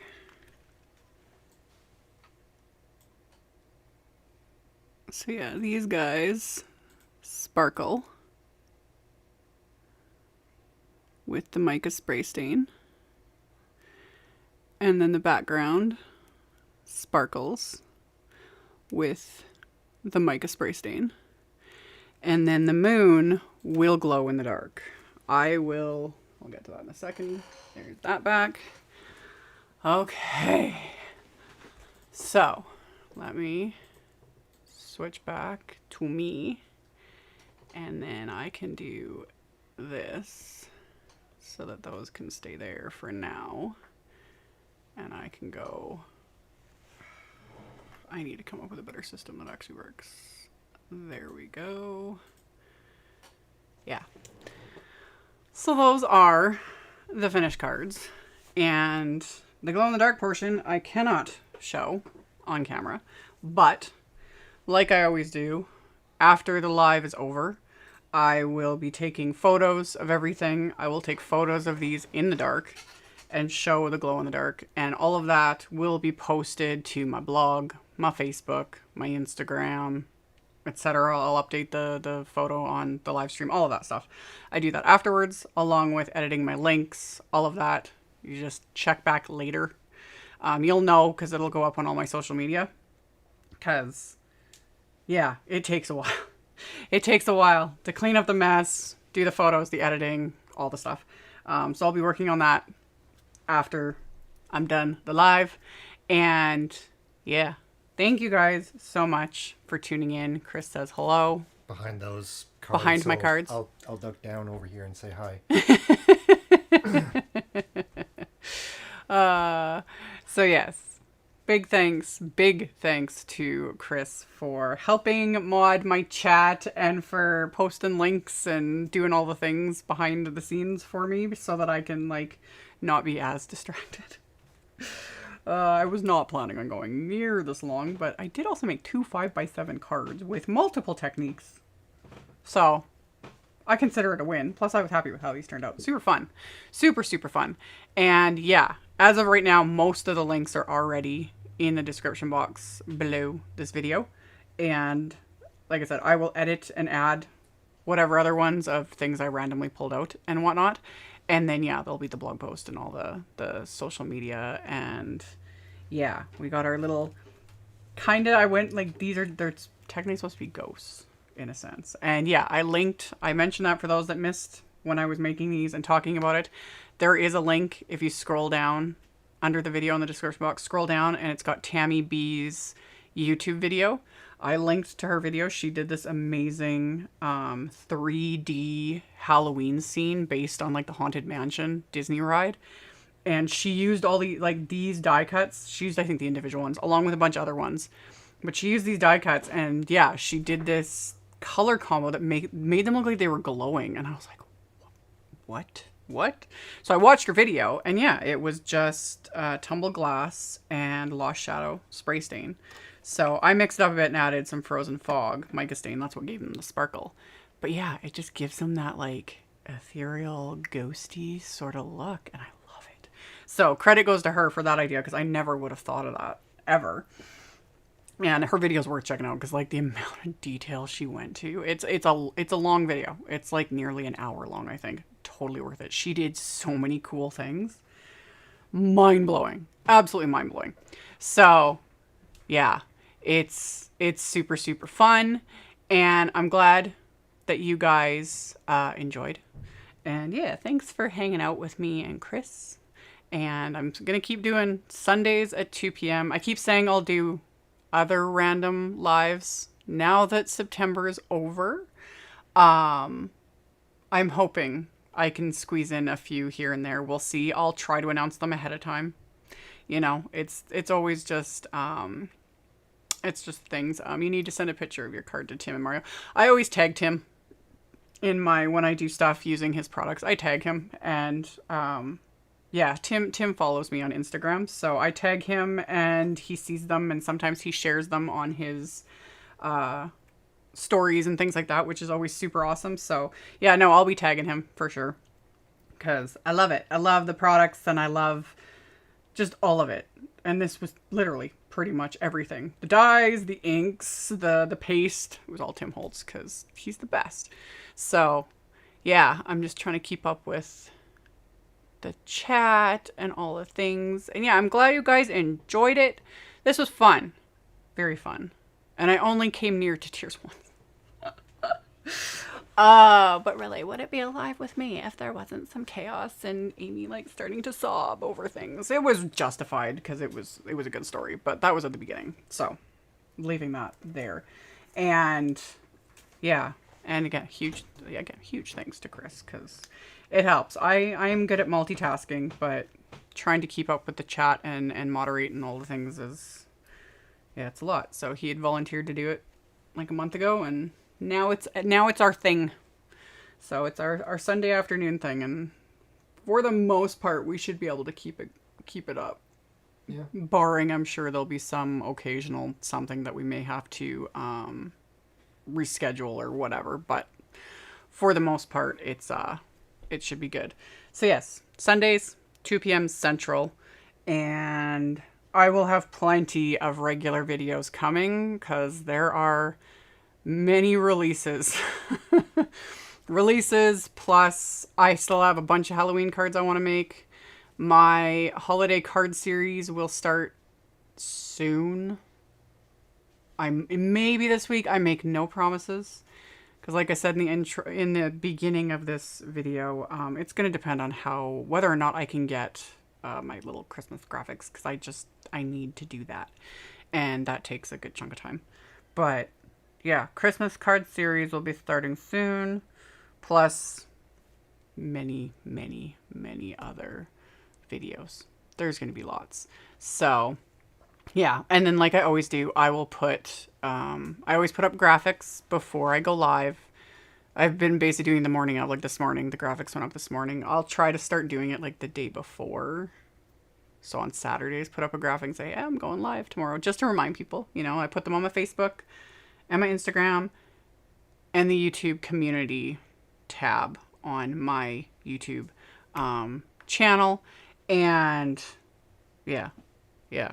And then the more people know, that's also why I wanted to like lock in the same time every week, just to make things, yeah, a little easier to remember, because I am forgetful as heck. I always have to ask Chris. Pretty much every day, I'm always like, what day is it? Well, yeah. Yes. September is over. I survived. Again, huge thank you to you guys, because September and the chaos and everything was something else, but I did it, and it was a blast. I can't believe I managed to pump out that many videos. It was next level. Because, yeah, again, we talked about that in the intro, so I'm not going to like go over it, but it ended up being 63 videos altogether between my live YouTube ones, my lives, my YouTube videos, and then all the ones I did for my Patreon supporters. So, yeah, and then we've got plans. We've got all kinds of plans to mix up things and to add, not mix up, but like add to the lives as I figure out the software. Now that September's over, I can slowly start figuring out my live streaming software, because it has thwarted me quite a bit. You know, it took me several to figure out how to do like picture in picture and adding comments to the screen and stuff like that.